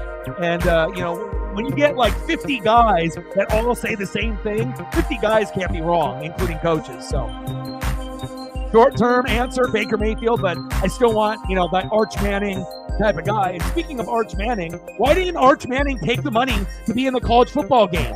Now it's just going to be QB and his number in the game. He's the only big, superstar name that declined. I don't know who's in his corner, Peyton or Eli, but come on, Arch. I want to be able, you can, put his name in the game annually or whatever, but it's like, you don't want the bag? Megan in the building. Let's go! 4-3 Kraken. How are you, Megan? So I just did my 1 hour, and then I turned it on with 10 minutes left in the third, and we just took the lead. Let's go. Disley is mid, though. You shouldn't be devastated about. If he's one of your personal favorites, I understand. But as far as a skill set player, you can do much better. And obviously, McDonald, we went over that as well with the players, and I do appreciate you. Thank God we have someone to come through to show some love and appreciation. Stacks on stacks, racks on racks, with a little Cactus Jack. Bang, bang, $20 holla. I appreciate you. But we went over, and these moves are strategic. So obviously you cut Jamal Adams, injury prone. That's a smart move. Quandre Diggs, that is the one that was maybe a little bit surprising compared to Will Disley. They can find another tight end, in the draft if they want to get someone better And now if you're getting rid of Jamal and you're getting rid of Diggs, so that would essentially mean, even though you're also getting rid of Disley, right, that you're probably not going to get Brock Bowers. This probably solidifies, exactly what you guys are going to be looking for. You got 3 guys on the line that you need to upgrade or replace, 2 guys on the D line that you're going to have to look at, 2 guys at linebacker, that may or may not be there, right, with Wagner and company. And now you got 2 guys in the secondary. So I'm not sure that the tight end Bowers, as far as a priority list, it goes from, like a second pick. Now it goes down to like priority list at the bottom, because you got to think, what's going to help you win more games? Brock Bowers with no offensive line, right? Or establishing the offensive line, the defensive line, the linebackers, and now obviously 2 secondary pieces. So I feel that in the draft, even though you got rid of Disley, you're going to find someone. Hell, you could find a 3rd, 4th, 5th, 6th, even 7th round draft pick as good as Disley in the draft. Trust me, you'll be able to find someone. So there's going to be someone awesome that will turn into like a fan favorite. If you guys don't pick Bowers in the draft, there's going to be a few names that are there, and you may be able to get a guy late. You might be able to get a guy like 4th round, 3rd round, 4th round, 5th round, because there's going to be a lot of pieces now, a lot more importance now to the O-line, the D-line, the linebackers, and the secondary. So tight end is still a need and to upgrade that position, but it's not going to be as much of a need, obviously now knowing that we have these cuts with these 3 players. Okay, so he was just a personal favorite of yours. But if we're just talking about skill sets, Seahawks deserve better. Seahawks deserve a Sam Laporta type of tight end. To have a guy that is known as like the tight end for the Seahawks. And they've never really had like a Pro Bowl, All-Pro tight end. They've never had a Travis Kelce type of guy or a George Kittle, a guy like that, Mark Andrews. You guys deserve a Mark Andrews type of player on Seattle. So, whether you guys end up getting Bowers or not, which it doesn't seem very likely now, but you never know. Maybe they go crazy and they draft him, and then they start drafting O-line and D-line and those other positions later. Plus, there's also going to be other free agents that are available. So remember, not every hole will be filled by just a free agent. Some are going to be exploited and looked at in the draft, as well as guys that go undrafted. That might be a team fit. So 4-3 Kraken. Let's go.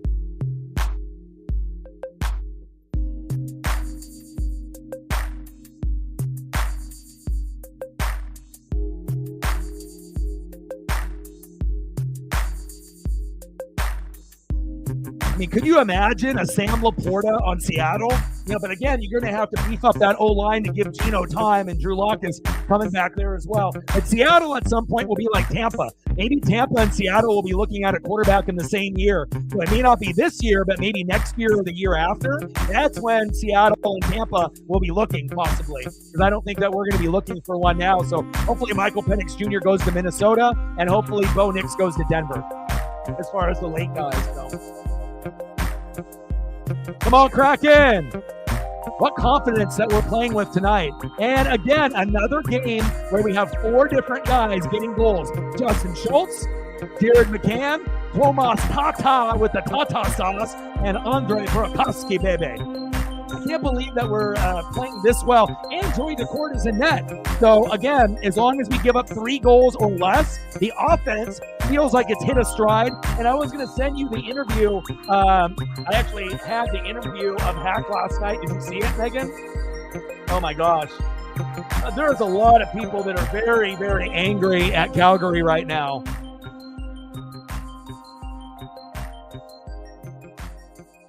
Grubauer has stopped 36 of 38 shots. Since returning from injury February 13th, he's faced 193 shots, and he stopped 183. He's only given up 10. That's a save percentage of 943. That is fucking phenomenal. Oh, my gosh. Oh, yeah, I saw it. I have the interview here on my phone. I watched it a couple times. Yeah, that should piss me off. But again, we made a mental note. We wrote it down that Calgary is on our shit list.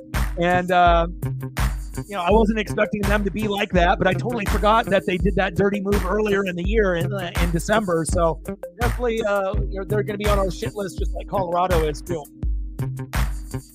And I imagine Vegas and Dallas, they're going to have moments with us too, as being top dogs. But right now, Calgary and Colorado, I would assume, are on the top of the shit list. Anyone else you can think of?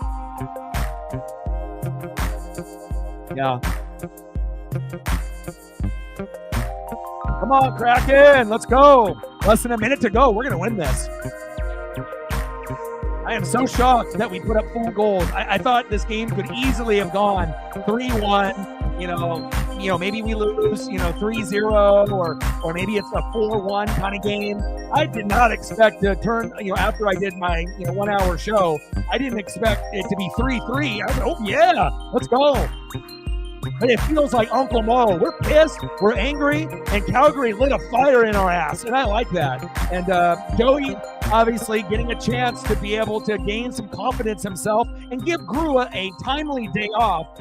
This is big, because not only do we have confidence in Grubauer now, if we can win this game, even though both teams have given up, at 1.33 and now it's 4-3, wins like this, even if you give up 3 goals, but you get the dub, you'll take it. Oh, yeah. I thought the Jets were going to kick our ass. I mean, they're number 1 in their division. So I thought, the chances of winning this game, I thought were about 20%. Just because I thought we would come out with a fire. But when you play a number 1 team, sometimes it's tough. But again, we're focused on the road. And I don't know. Sometimes it feels like we play better on the road at home. At home. Oh, what has he got the blue tie on? Ooh, hack. I got a hack tie sighting. He's got the blue tie with the white dots on it. But I feel with when we're on one and we're rolling, we play better. It feels like sometimes on the road, everyone against us against the world kind of vibe. And sometimes when we're at home, I feel like, I don't know, maybe we're a little bit too relaxed, and we need to have people boo us to, get that energy up. But I don't know what to say about this game here, but we're 23 seconds away with an empty net of getting a win against a number 1 team in the NHL in their division. And we did that same shit against Boston too, and I fucking love it. Oh, and our playoff chances went up. And if we win this, I believe it's going to be somewhere between 20 and 30%. If supposedly, based on what happened last night, based off teams that lost and teams that won, we went from 5 to 10% all the way up to like 20 based off last night. I don't know if that's accurate or not. And that's based on one of the Seattle Kraken fan pages that put up some kind of graph. So I'm not sure if that's correct or not, but it said it gave us a big boost with that win and some other teams that lost last night. Now, if we win this, I assume that number will stay around that same spot, or it might actually be, 20% chance now if we win against Calgary and then we win this, and we just got to keep winning games and have the good teams lose. So, and I think that's a part of it as well. How is your Call of Duty experience going for you?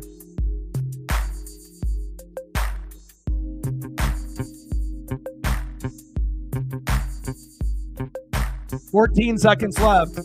Jets have a power play.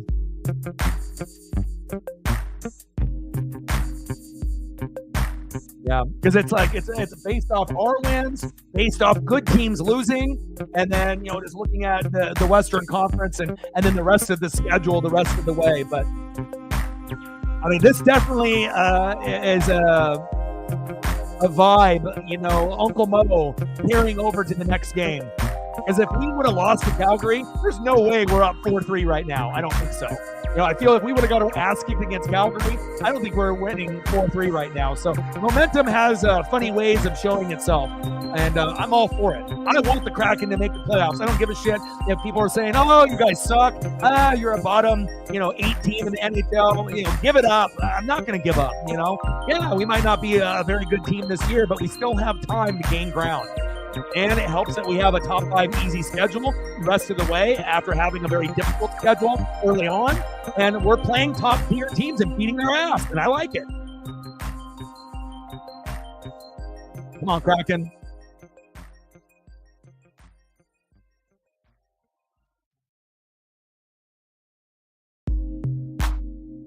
Let's go. Yeah! That's what I'm talking about. I can't believe we won against the Winnipeg Jets. This is insane. I thought we had a better chance against Boston. I thought we could, it would be hard, but I thought we could match up. But I didn't think we were going to match up against this team very well. And we weren't even in Seattle. We were on the road. Dude, they're 39, 16, and 5. 21, 7, and 2. Oh, my gosh. This is a big win. This is a momentum-shifting win. Oh, my gosh. 4-3 Kraken. Let's go. You're the deep. Defend the deep. Release the Kraken, baby. Huge. So right now, the way the standings sit, Florida is at the top of the Atlantic. Boston, number 2. Toronto, number 3. Right? In the Eastern Conference. Metropolitan, Rangers, right? Carolina and Philadelphia. Right? In the Western Conference, Winnipeg at the top. Dallas 2, Colorado 3. And then obviously us in the Pacific. Vancouver Canucks 1, Edmonton Oilers 2, Vegas Golden Knights 3, Kings 4, Calgary Flames are even ahead of us, and then the Kraken. So all we got to do is keep winning, and then we'll end up passing Calgary, hopefully passing the Kings, and then we're going to have to fight like hell with the Knights, right? The Oilers and the Canucks, and then let's go that route. But there's no way in hell the Kings and the Flames, are better than us. We're better than them. The Flames and the Kings to me are more like the Sharks and the Ducks. I mean, Kings are better than that, but you know what I mean. I feel like the Kraken are on the Kings level, but I feel that we could even be better than them. Like, I feel like we're closer, to the Golden Knights and the Oilers and the Canucks. But let's go. Awesome, big win. What do you want to do? What do you want to do? Yeah, I'm probably gonna have to watch the replay also because I only caught the third period. You want anything for photos? Let me know what you want to do for photos. Should we throw up some Kraken? And then I can go back into the show here and go over some information if need be. And I imagine you're probably going to go and go back to playing your Call of Duty and whatnot, but I want to make sure I can at least show some photos. You got anything in particular that you want? Let's go, baby.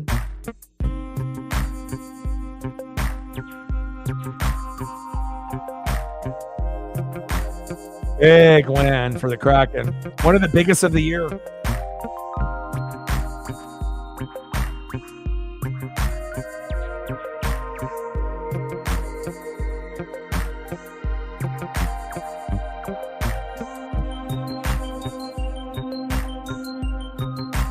And a big emotional win for Joey Daccord, pumping that fist.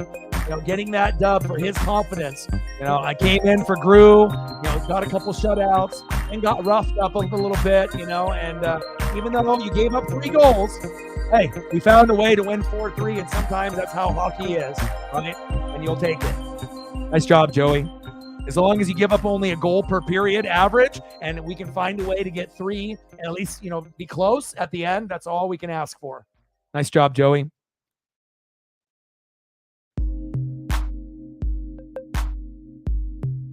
Yeah, let's get some tuna. I got you.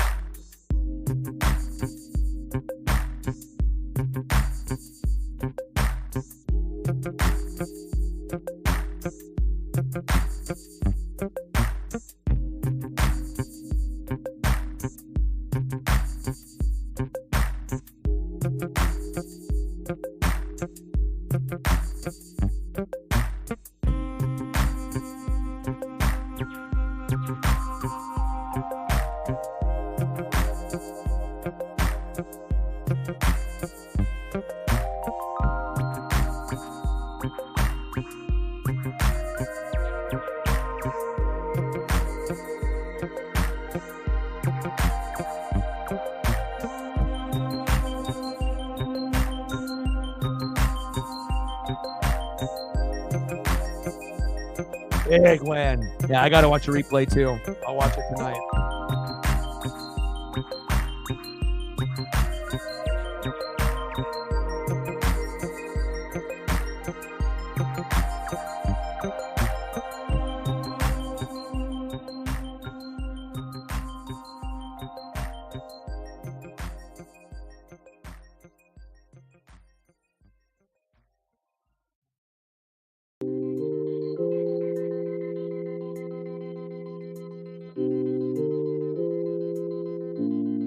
Big win. Tomas Tata, 33-year-old native of Slovakia.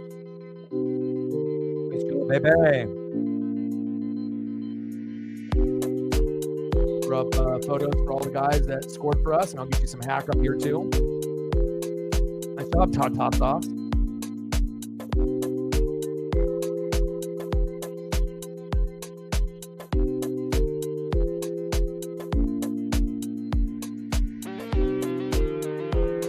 Big win, baby. Exactly.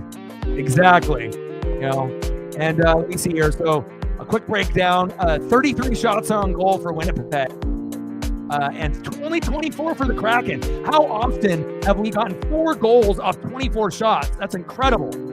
We were on the aggressive. It looks like tonight. 34 big hits to 22 to Winnipeg. And penalty minutes, only 4 for the Kraken, 2 for Winnipeg.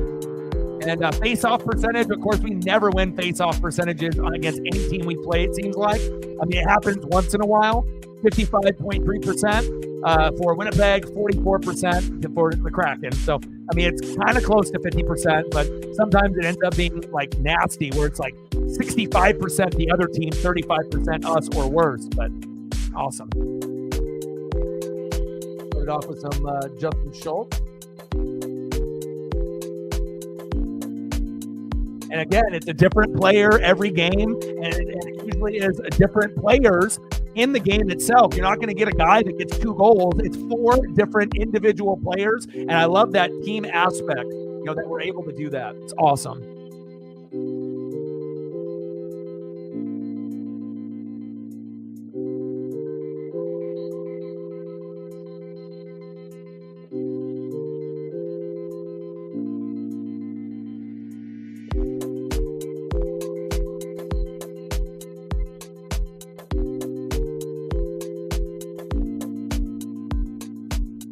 First goal, 8:45 in the first period. Justin Schultz, assisted by Oliver Bjorkstrand and Jared McCann. 1-0 Kraken.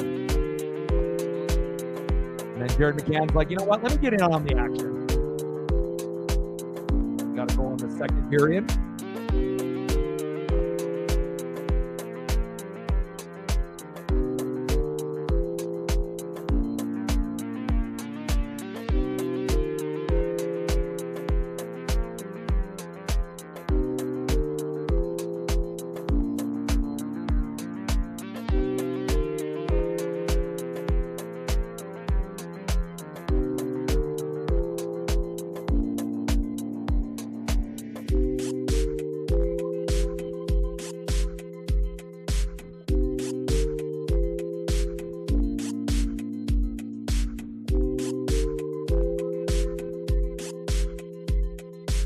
Jared McCann, shorthanded, assisted by Yanni Gord and Jamie Osjak.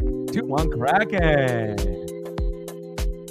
And then the third period, when we needed it the most, you already know what it is. Tomas Tata with the Tata sauce, assisted by who? Matty Beniers and Jordan Eberle. So even the assists are coming from different guys as well. And then the last one, Andre Burakovsky, assisted by Riker Evans and Jared McCann. So Jared McCann had himself a day. So he had, 1 goal and 2 assists? Woo! Let's go. Got to get an Andre photo up, too.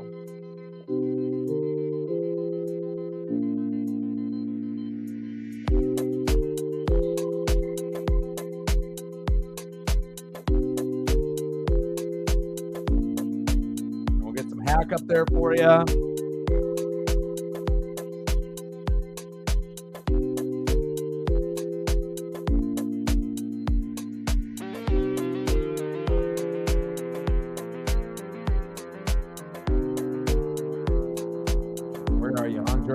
There you are.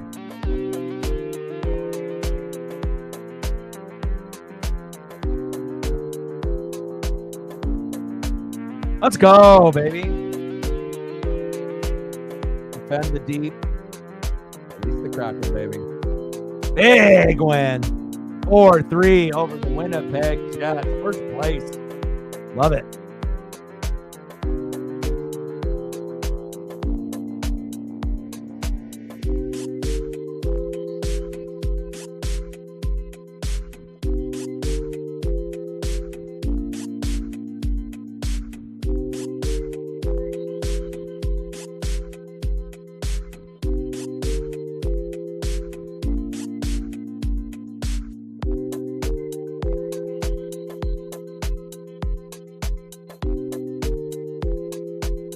last photo here, a couple. There we go. There it is. And we'll go back and again, we went about an hour going over everything because I made a very, very deep list. I went over all the pieces, that ended up getting the tag, the pieces that didn't get the tag, people that got cut, and an individual that ended up getting a little bit of money and got an agreement with the contract and got a little bit of the bag as well. So I might do a little condensed, replay of that. And anyone that missed my first hour can always go back and take a look.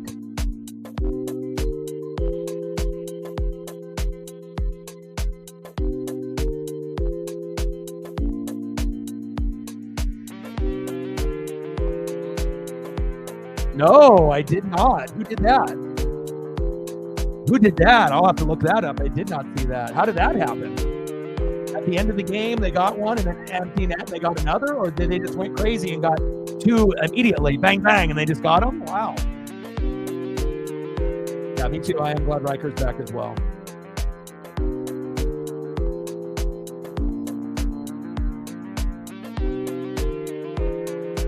All right, let's go over just a quick review.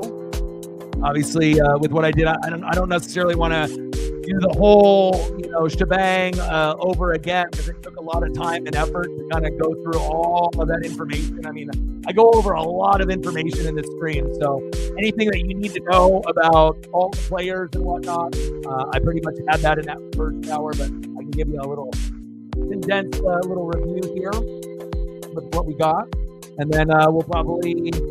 I don't know if we'll end the stream here at the 2-hour mark. I guess it just depends if we get any more people to come through or if we, get some people to like the stream, share it. Shout out to all the people watching on Twitter/X as well.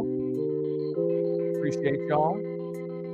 But let's just do a quick review with the franchise tag. Who got tagged, who didn't, who got cut, and we'll go that route. So the first player on the list is Michael Pittman Jr., okay? Franchise tagged at $21.8 million. Now, Pittman has averaged 99 receptions, 1,053 receiving yards over the past 3 seasons, despite a parade of different starting quarterbacks. Now, Pittman's 109 receptions in 2023 were 5th most by a Colts player in franchise history, and the most since Reggie Wayne, 111 in 2010. Now, the Colts like some of their young receiving talent, but again, they need players better than Alec Pierce, but they do love Josh Downs, the slot. So big part of the offense. They don't want to risk losing him. And I assume that Pittman will be a Colt, maybe not necessarily for life, but I assume after the franchise tag that they will get a long-term deal explored and done. And Pittman is not the only Colts' most productive receiver. He's also their toughest. So he does all the dirty work. He can block, run routes in traffic. And that's a big thing for me as far as wide receivers. And Pittman's clutch play in clutch situations is also notable. 81% catch rate on 3rd down. First guy getting the franchise tag on my list, Michael Pittman Jr. Next up, a name that 99% of NFL fans have no idea who is. Safety, Kyle Dugger. All right. He didn't get the franchise tag. He got a transitional tag, the only one that got this particular designation. $13.8 million instead of the $17.1 if he would have got the standard franchise tag. One of the underrated safeties in the league that no one knows about. Played 61 regular season games, 52 starts, and in 2022 became the first Patriot defender since 1970 to score 3 touchdowns in a season. Now, they could have placed the franchise tag on him, but that would have been $17.1 million, and that would have made him the 4th highest paid safety in the league, and he's not worth that money just yet. Okay, so they chose the lowered price transitional tag based on the average of the top 10 salaries in the position, and in doing so, the Patriots can still match another team's offer, and who knows if any other team will even offer him a contract. We'll have to wait and see. But again, he played a team high 98% of defensive snaps last year, and first year head coach Jared Mayo, he is a core player, and they wanted to make sure that he retained him. So he is one of the hardest hitting defenders on the team in 2023, and he will be beyond if they get a long-term deal created. And this will help fill a void created by the retirement of longtime safety and center fielder Devin McCourty. Number 2 on my list, and this is not in any order based off like, oh, this is the best one, or this is like, I'm just doing them in order, 1, 2, 3, 4, 5, and whatnot. Number 2, Kyle Duggar, safety, $13.8 million, not on the franchise tag, okay, but on the transitional tag. Moving on. You already know what it is for me being a Buccaneer fan. So I already told you Mike Evans is coming back, Antoine Winfield Jr. is coming back, and Baker Mayfield will be coming back. Antoine Winfield Jr. He's already one of the best safeties in the league already. I believe he will be a Hall of Famer, and it's the closest thing to Rondé Barber that I've seen with my own 2 eyes in a long, long time. It's almost like a combination of John Lynch, Charles Peanut Tillman, and Rondé Barber in a safety body. He's better than his daddy, and I can't wait to be able to see him get this long-term deal. Franchise tag salary, $17.1 million. Now, despite no formal rookie offseason program because of COVID-19, if we didn't have him and Tristan Wirfs, we wouldn't have won Super Bowl LV. Okay, he was named a Pro Bowler in 2021, first team All-Pro in 2023, and he also tied the lead for forced fumbles, number 1 in the league, 6, and fumble recoveries, number 1 in the league, 4. So he's like Charles Peanut Tillman, but except when Peanut Tillman was doing it, he was punching out the football, and it was usually between the 20s and the 20s. When Charles Peanut Tillman would punch the football out, sometimes the Bears would recover, but most of the time, another, team member, that lost the ball would jump on it. But with the Bucs, Winfield is one of the cornerstone pieces. And not only does he punch the football out, he prevents touchdowns. Because a lot of those punch outs end up being on the 1-yard line. When you have a quarterback, running back, wide receiver dancing to the end zone, this guy doesn't give up on plays. He's the only one in the NFL as a corner or safety, to me, that doesn't give up on plays, even though it looks like it's a easy touchdown. And some of those punch outs have been on the 1-yard line. And not only has he punched out the football, that Tampa recovered. So not only is he getting punch outs, but he's preventing points from being scored multiple times last season. Now, the Bucs see Winfield as one of the cornerstone pieces and possibly the best player on the defense overall. Yeah, I know we had Devin White, but he's on the way out. We have Levante David, and we have a few others. But I would say that is big fact. Todd Bowles said Winfield's 2023 season was one of the best seasons any safety has ever had. Now, the goal is a long-term deal. I know they're going to end up getting it, and we'll just have to wait for everything to kind of fall into place. Now, Winfield brings a ton of versatility. He can line up at strong safety. He can play free safety. He can play nickelback. He can blitz off the edge. He can cover. He can stop the run. He's got a knack for stripping the ball and recovering it, and he's bringing outstanding practice habits in 2023 and beyond, and is one of the big vocal leaders on the Tampa Bay Buccaneers. So for me, I don't want Mike Evans to leave. I don't want Baker to leave. Baker will stay. But again, as far as the cornerstone pieces, Antoine Winfield Jr. and Tristan Wirfs are going to be Hall of Famers, and I want to make sure that they can stay Bucs for life if they want to be. Antoine Winfield Jr., franchise tag, $17.1 million, but hopefully we can end up having him for his whole career.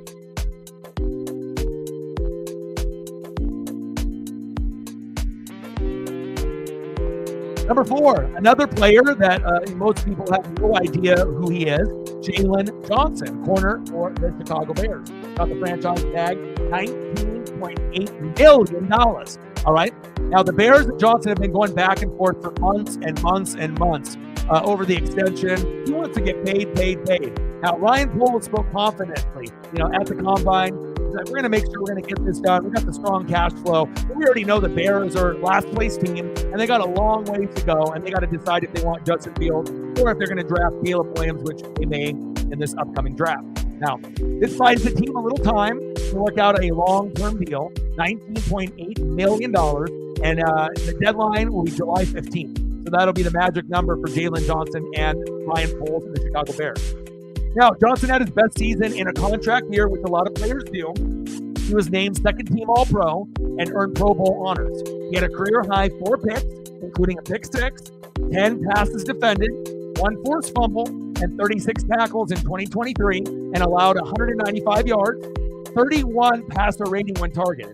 Think about that. He only allowed 195 yards total in the season, 31 passer rating when targeted, one of the best in the NFL. As far as numbers-wise, even though, not a lot of people know who the fuck he is. Now, Johnson is not only the best cornerback on the Bears, He's one of the top of the position league-wide for being a new guy, right? And Poles said, hey, there's no way he's going anywhere. But again, it all depends on the bag that they're going to pay at some point. Now, he feels he deserves to be the highest paid corner in the league. That's what he thinks, right? And obviously the stats relay that he should get paid like one of the top, but maybe not the top. The Bears finished the 2023 season tied for the most interceptions, 22, which is a credit to the improved play of the secondary and the former second-round pick. But again, the secondary isn't going to win all the games for you, and we still know that the Chicago Bears are at the dirt bottom of the NFC North. You got Jordan Love with the Packers, you got Jared Goff, with the Lions and the offense. And then we'll see if Kirk Cousins ends up being on the Vikings or if Kirk Cousins ends up joining, possibly the Pittsburgh Steelers or rumored Atlanta Falcons. Because obviously we have a lot of rumors of Justin Fields. And now Kirk Cousins is being rumored to go to Atlanta if he doesn't sign with the Minnesota Vikings. Jalen Johnson, corner, $19.8 million, franchise tag. Next up on the franchise tag list for today, linebacker Josh Allen. And we ain't talking Josh Allen on the Buffalo Bills, okay? $22.748 million. Now, the Jags plan to place the tag on Allen, and they want to get the deal done, right? Now, Allen, whom the Jags selected in number 7 overall in 2019, is coming off his best season yet.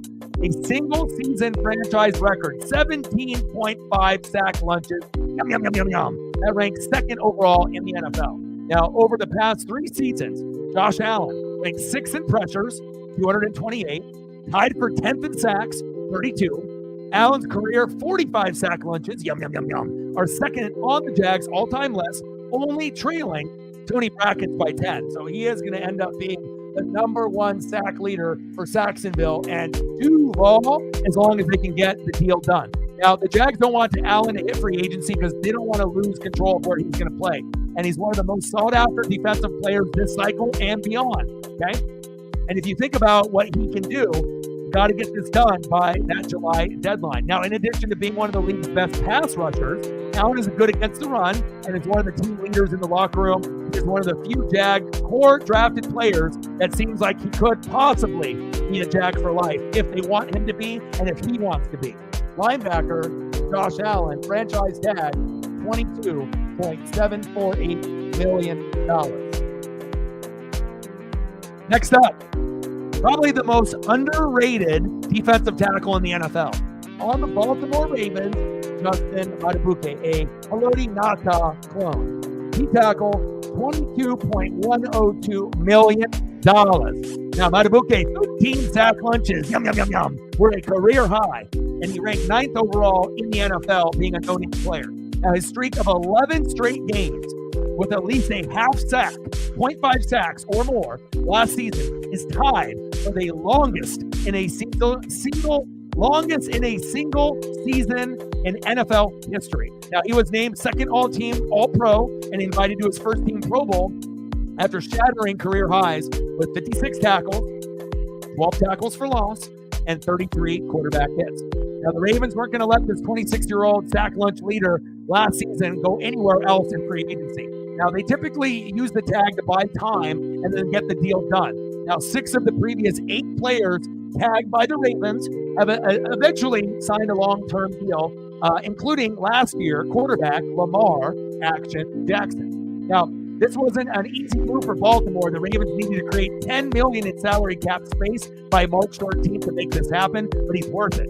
Now, in defensive anchor up front, the Ravens All-Pro found a piece in the middle that they know that they can rely on for the future. They got Roquan Smith in the middle, and they got Kyle Hamilton from Notre Dame on the back end. And typically good defensive teams have a stud on every position on the defense. Up front, in the middle, and on the back end. Baltimore hasn't had this type of pass rush in the interior since Haloti Ngata. Go Ducks. He's the only other defensive tackle to get the franchise tag from the Ravens. Coincidence? I think not. Baltimore Ravens, Justin Madubuike. Stud, love him. Just like I love Josh Allen. And a lot of these players on the defense that I love. Next up, Brian Spider Burns. This was a little bit of a surprise because I think a lot of Panther fans and a lot of NFL fans thought they would just let him walk because he's just asking for too much. Okay, so they got him the franchise tag, $24 million. This guy wants $30 million per year or more. Crazy, right? But he might be one of the few guys that actually might be worth it, like Josh Allen. Okay, Burns has been a sack machine since he joined the Panthers. Right, made him the number 16 pick of the 2019 draft out of Florida State. I remember because I wanted to draft him like Derwin James when Derwin was there at Florida State as well for my Buccaneers. Now, he had 7.5 sack lunch as a rookie, despite starting only 5 games, which is crazy. How the hell are you going to start 5 games and get 7.5 sack lunches? They knew they had themselves a good one then, right? And then 5 games with the 7.5 sack lunches and a career high 12.5 sack lunches in 2022, including 2 sacks, a forced fumble, a pass deflection against the Denver Broncos in Week 12 to earn NFC Defensive Player of the Week, and he was named to the Pro Bowl in 2021 and 2022. Now, the Panthers have been trying for over a year. Let me say that again. The Panthers have been trying for over a year, not a couple months, not a couple weeks, over a year to sign Spider Burns to a long-term deal. But he's asking for an average of $30 million a year or more, which is a little crazy, but he might actually be one of the 2 or 3 guys in the league with him and Josh Allen on the Jags that actually might be worth it. Now, talks broke off in September. Now, his sack lunch has dropped down to 8. So, obviously, the Panthers are going to have a little bit of leverage saying, we ain't going to pay you $30 million a year for only 8 sack lunches, bud. He still wants to be paid among the top edge rushers, right? Carolina still wants to lock up that 25-year-old down for the long term, and now the tag gives him a little bit of time to get it done. Now, what he brings to the Carolina Panthers, besides the Panthers being the worst team in the NFL, it doesn't look like they're going to get any better anytime soon. Leadership. He's been a leader in the locker room the past 3 seasons. The Panthers went to the foundation, and they want him to run the 3-4 defense for years to come. And the past GM, like I mentioned earlier in my broadcast, Scott Fitterer, turned down a trade, right, with Sean McVay that would have sent Carolina 2 first-round picks to the Rams for Brian Spider Burns. Now, new GM, Dan Morgan, wants to build around dogs, DAWGS, and Burns exemplifies that.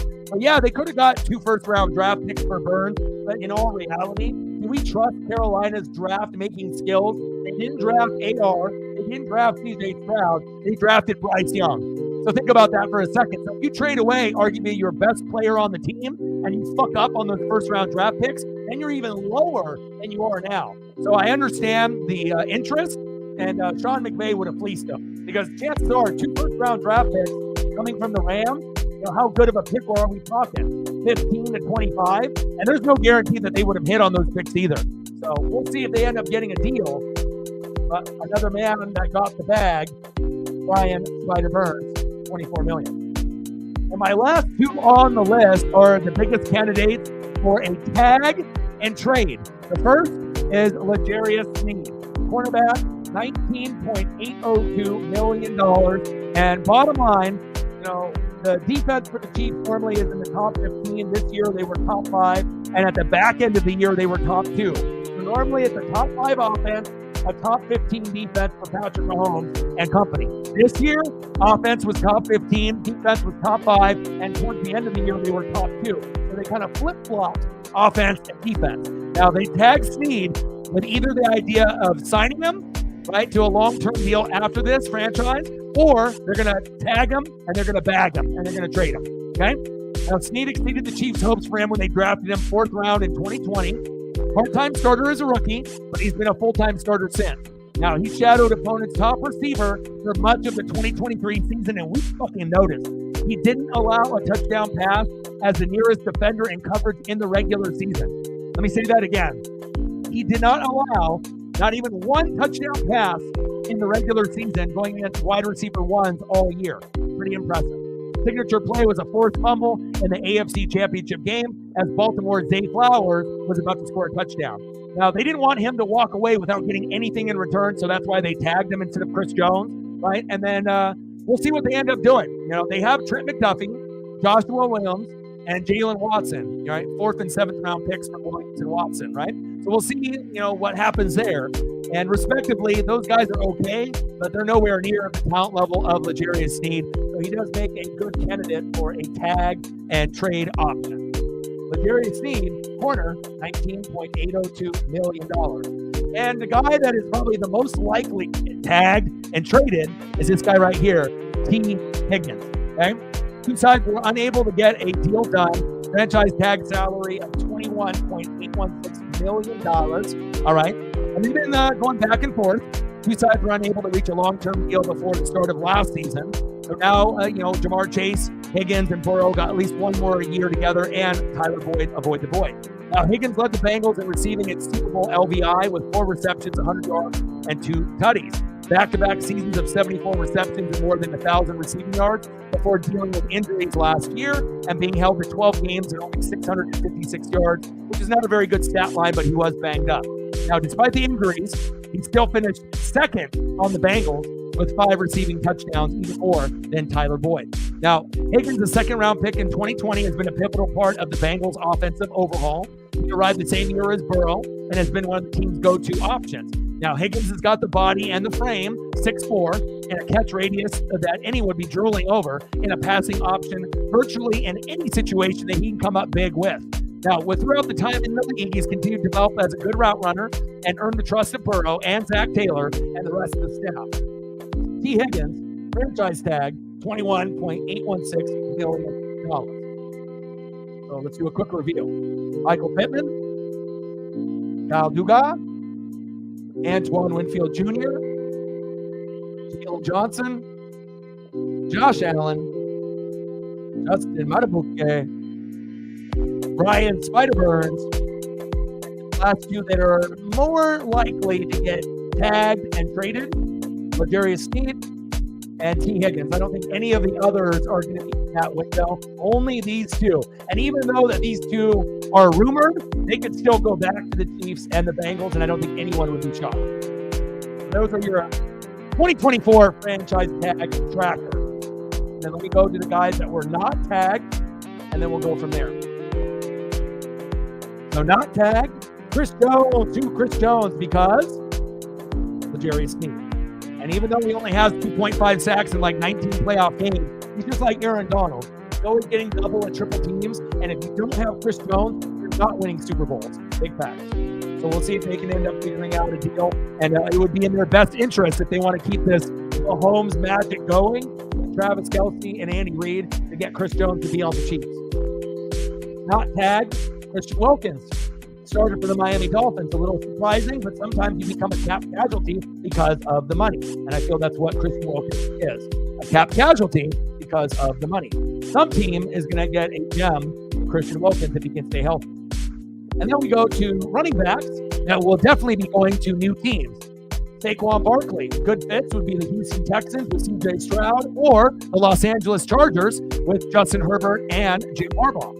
Same thing goes with Josh Jacobs and the Raiders. He will no longer be on the Raiders, and he would be a good fit on the Houston Texans as well as the Los Angeles Chargers. So where one guy goes, the other may fall to the other team. Or it could be possibly another team that we don't even think of that these two guys could possibly end up on. So look out for Saquon, Houston Texans, Saquon to the Los Angeles Chargers, and the same thing goes for Josh Jacobs. But it also depends if you want to pay money for the name or if you just want to draft a guy and get a guy on a rookie deal and hope they can be like a Saquon Barkley or Josh Jacobs who just don't pay the money for those guys. Next up, a guy that wasn't tagged, Michael Onwenu. And obviously, with the tagging of another player that we went over, right, you're not going to be able to tag everyone. So you decided that this was more important to you with the Kyle Duggar, the safety, right, the better player, then someone is the odd man out. So Michael Onwenu will be looking for a new home. I kept telling y'all, when Mike Evans ended up signing, that Baker is already coming back 100% because Mike Evans doesn't sign the ink on the dotted line unless he knows that Baker is coming back. So even though it hasn't come out public yet, 150% guaranteed Baker is coming back. And now drafting a quarterback, I was hoping that we would, draft like a Bo Nix or a Michael Penix Jr. It's very highly likely now that the Tampa Bay Buccaneers do not draft a quarterback this year, and they may be drafting one next year or the year after. Arch Manning, to the Tampa Bay Buccaneers in the future? Maybe. Michael Penix Jr. to the Vikings. Bo Nix to the Broncos. Let's see it happen. Baker, let's bake.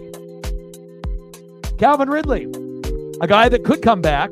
I don't really think he's a natural fit for the Jacksonville Jaguars. I feel they can win without him, right? But we'll see. He may come back to Jacksonville, Saxonville, and Duval, but I don't really think he's a fit for that team. I feel Christian Kirk was a good fit. I feel that ETN was a good fit, but I don't think Ridley to me felt like more like a rental. So I feel that he might be able to find a home somewhere else. And since Mike Evans didn't end up going to the Chiefs, there is someone available that if you can negotiate Calvin Ridley to the Chiefs, that seems like it could be a good fit, especially with all the problems that they had, and you're not getting Mike Evans to Kansas City. So what's the best thing that you can get if it's not Mike Evans, T. Higgins, or Michael Pittman, right? This guy right here. Calvin Ridley to the Chiefs, Calvin Ridley to any team that needs a wide receiver. It would make sense, but you have to make sure the money is right. I know Ridley would love catching passes from Patrick Mahomes, and I can kind of visually see it in my brain. But he can't wear number 0. He's got to have a better number than that. And then the last player to not get tagged, Xavier McKinney. So he'll be looking for a new home, and we'll find out where Xavier McKinney drops. Your boy was locked and loaded. I went through a lot of stats, a lot of information, and not only did I do the tags, I did the not tag players. And on top of that, I ended up going with cuts. So the 3 main guys from the Seattle Seahawks that got cut today: Jamal Adams, no surprise. Quandre Diggs, was a little surprised by that one, but not really. And then Will Dissly. So these 3 guys got cut, but the new regime was McDonald. And so now not only do they have to address the 3 guys on the O-line, 2 guys on the D-line, 2 guys at linebacker, and now 2 other guys in the secondary that they're going to have to address either in free agency or in the draft. So Brock Bowers to Seattle might not be a reality anymore, considering you have so many needs on the O-line, D-line, linebackers, and now secondary. It would be a sexy pick, but it wouldn't be the smart pick. And, Jamal Adams kind of has that Greg Oden syndrome. I don't think anyone really wants him. And if you pay him, he's just going to get hurt. He's just, unfortunately, it's like Greg Oden all over again. Or, he might be a little bit more likable than like a Russell Wilson. But at the end of the day, I don't think Jamal Adams is going to have a very big market. Quandre Diggs will have more of a market than I feel than Jamal Adams. Jamal Adams, you're a name, but again, you didn't live up to the name and the money, based on the player that you were at LSU and earlier in your career on the Jets. Diggs, Dissly, I wish you the best of luck. Adams, I hope you can find a home, but I feel like your career is kind of coming to an end. Another notable cut, starter, linebacker, Jerome Baker. I think that the Dolphins wanted to keep him, but it's just a cap casualty because of the money. Jerome Baker, look out for him to sign to a new team. And he's actually an okay player. I wouldn't say he's a great player, but he's a good role player, starter. Eric Kendricks, another linebacker from the Chargers, cut today. And hasn't really been the same player than he was on the Minnesota Vikings. So for him to get cut, not surprised. And the same thing kind of goes with Jamal Adams. You're kind of injury prone, and I don't really think there's a whole lot of value with you anymore unless you're able to grab this player on the cheap. I mean, does he have flashes? Yeah, but he's not the same man or player that he was when he was in his prime on Minnesota. Big fact. And then the last name to mention is Dalton Schultz, a guy that ended up getting 3 years, $36 million. He decided to end up signing. And it's really the only notable name, to my knowledge, that ended up signing today. If there's anyone else that you can tell me or let me know of, please do. But I think I pretty much went over everything. So 3 years, $36 million, and $23.5 million fully guaranteed. And he's worth it. And he's probably happy that he got out of Dallas. And Dallas can be a great regular season team, but who is the best team in Texas? It ain't the Dallas Cowboys, it's the Houston Texans. And they got a brighter future, and they probably have a better chance of making the AFC Championship game or Super Bowl sooner with C.J. Stroud over Dak Prescott, Mike McCarthy, and Jerry Jones. Dalton Schultz, you are a gem. I like you, and you earned your bag. 3 years, $36 million. Congratulations. And I like this little combo with the red helmet and the red jersey. Stacks on stacks, racks on racks. And that is essentially Almost exactly. There's some things I left out, but I did a whole hour of the show, broke it down that way. And then we watched the third period of the Kraken, and obviously here I am as well. All right. Enjoy your video games. Love you and appreciate you. And I owe you a lot of photos next time you come through. Appreciate you. All right. Now we got to scroll down with the photos. Reflect in the building. What's good?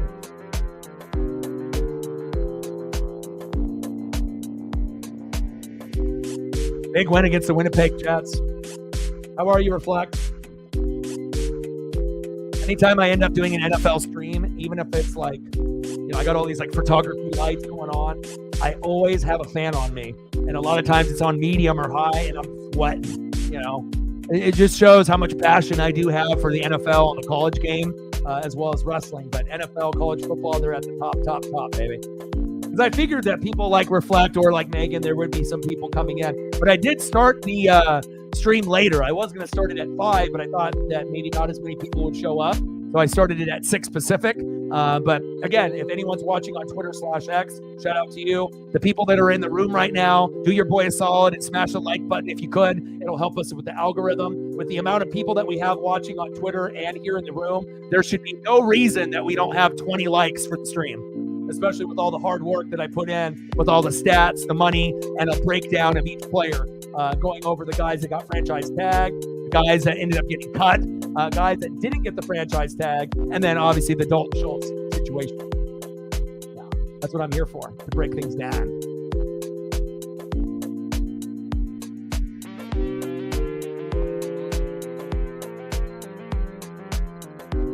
$20. We need to go. Anything else that you want to be able to see? And for the people in the room that haven't done it, please do. Because like I said, if you can't donate or don't want to, and you don't want to share the stream, it takes literally 1 second, one finger of the thumb or the finger, hit the like button. And again, for people that do it, it may not seem like it matters, but it really does, because YouTube will look at the algorithm. So they'll look at the donos, they'll look at the likes. And again, it does make a huge difference if you end up doing it. It takes 1 second to do, and it'll help us out a lot. Yeah, there'll be some more cuts as well. So I pretty much did my full show with all the passion and energy for the first hour. Then we did about a half hour of calling the last maybe 10 minutes or 12 minutes of the third period, cracking off the dub. And then I ended up, doing the stream kind of over again for y'all, because I figured there'd be a few of y'all that we could do that for. And then I ended up doing it. So I'm tired. I'm exhausted. It takes a lot for me to get exhausted. But again, when I'm going after it in a show and I'm going nonstop talking, with a lot of passion, for like an hour straight, it feels like I've called a football game for like 3.5 hours, honestly. So yeah, big win for the Kraken. 7 more likes at 20. Let's get there. Give your boy a solid. There's always going to be looky-loos, but, it takes a second to help.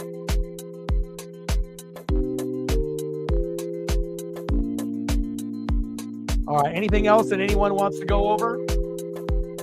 Anything that you want to touch on, Reflect? I'm pretty sure that you saw the names and whatnot with what we got. I got the new NFL spinning logo. That will be, I was going to debut that next season or at the draft, but decided to debut it today. Thought it would be a good time. But again, a quick recap. Michael Pittman Jr., franchise tag, $21.8 million. Sarah is smiling ear to ear. Kyle Duggar, underrated safety, $13.8 million, and he did not get the franchise tag. He's the only one out of the group that didn't get the franchise tag. He got the transitional tag. So $13.8 million instead of $17.1, because if they would have given him the $17.1 franchise tag, he would have been the 4th highest paid safety, and that would have been ridiculous. So you don't want to overpay a guy. Like, you got to be able to be smart with your money, especially if you're a new head coach, Jared Mayo. No more Bill Belichick and company, right? Antoine Winfield Jr., which I knew he was going to get the tag, $17.1. O-Dog, smiling ear to ear. You're looking at a future Hall of Famer with Tristan Wirfs. Big facts. The closest thing to a combination of John Lynch and Rondé Barber and Charles Peanut Tillman in one. First ballot Hall of Fame, Antoine Winfield Jr. Mark it down, write it down, jot it down. record it. Same thing with Tristan Wirfs. Big fact. Jalen Johnson, probably one of the more underrated, better corners in the league. $19.8 million franchise tag for Jalen Johnson. You don't know who he is before this stream, and you still may not know him, but now going into next year, and if you end up watching the shitty Bears, play, regardless of who they draft, and if you see someone get a big pick or make a play in the secondary, the Bears are going to be terrible. But if they have a couple players that are good, Jalen will be one of them. Keep an eye out for Jalen Johnson on the Bears in the future. And then we go into some top dogs. Josh Allen, not the Buffalo Bill version, but linebacker Josh Allen, $22.748 million in the franchise tag, worth every penny. Justin Madubuike, a clone of Haloti Ngata, $22.102 million, a clone of Ngata. You got Ngata up front with Madubuike, right? You got Roquan Smith in the middle, and then who else do you got on the back end? You already know who you got on that back end. A stud, Kyle Hamilton, right? And the last time they ended up franchising tagging this type of pass rusher interior player was coincidentally Haloti Ngata. This guy's a stud. Justin, he is the best D tackle in the league that no one knows who he is. And the only reason that anyone kind of knew who he was is because he was on the Ravens, and the Ravens were one of the best teams in the NFL for a good chunk of the year. But with that being said, still a lot of Raven fans and NFL fans didn't really know who he was, but now you do. Madubuike, 13 sack lunches last season, career high, ranked 9th overall in the NFL. And the best stat about him, streak of 11 straight games with at least 0.5 sacks, right, was tied for the longest in NFL history in a single season. That's special. Justin Madubuike. Franchise tag, $22.102 million. Brian Spider Burns.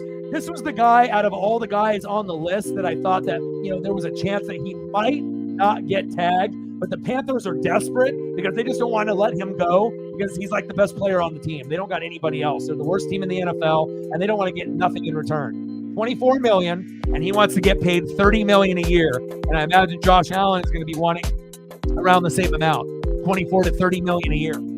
And if it was the regular cap, you're not getting that. But since the cap went up about $30 million a year, it might be possible, depending on, if they can restructure. Brian Spider Burns, outside linebacker, Finley will be happy. At least one more year with them, $24 million. And then the last two are the biggest candidates to be tagged and bagged, tagged and traded.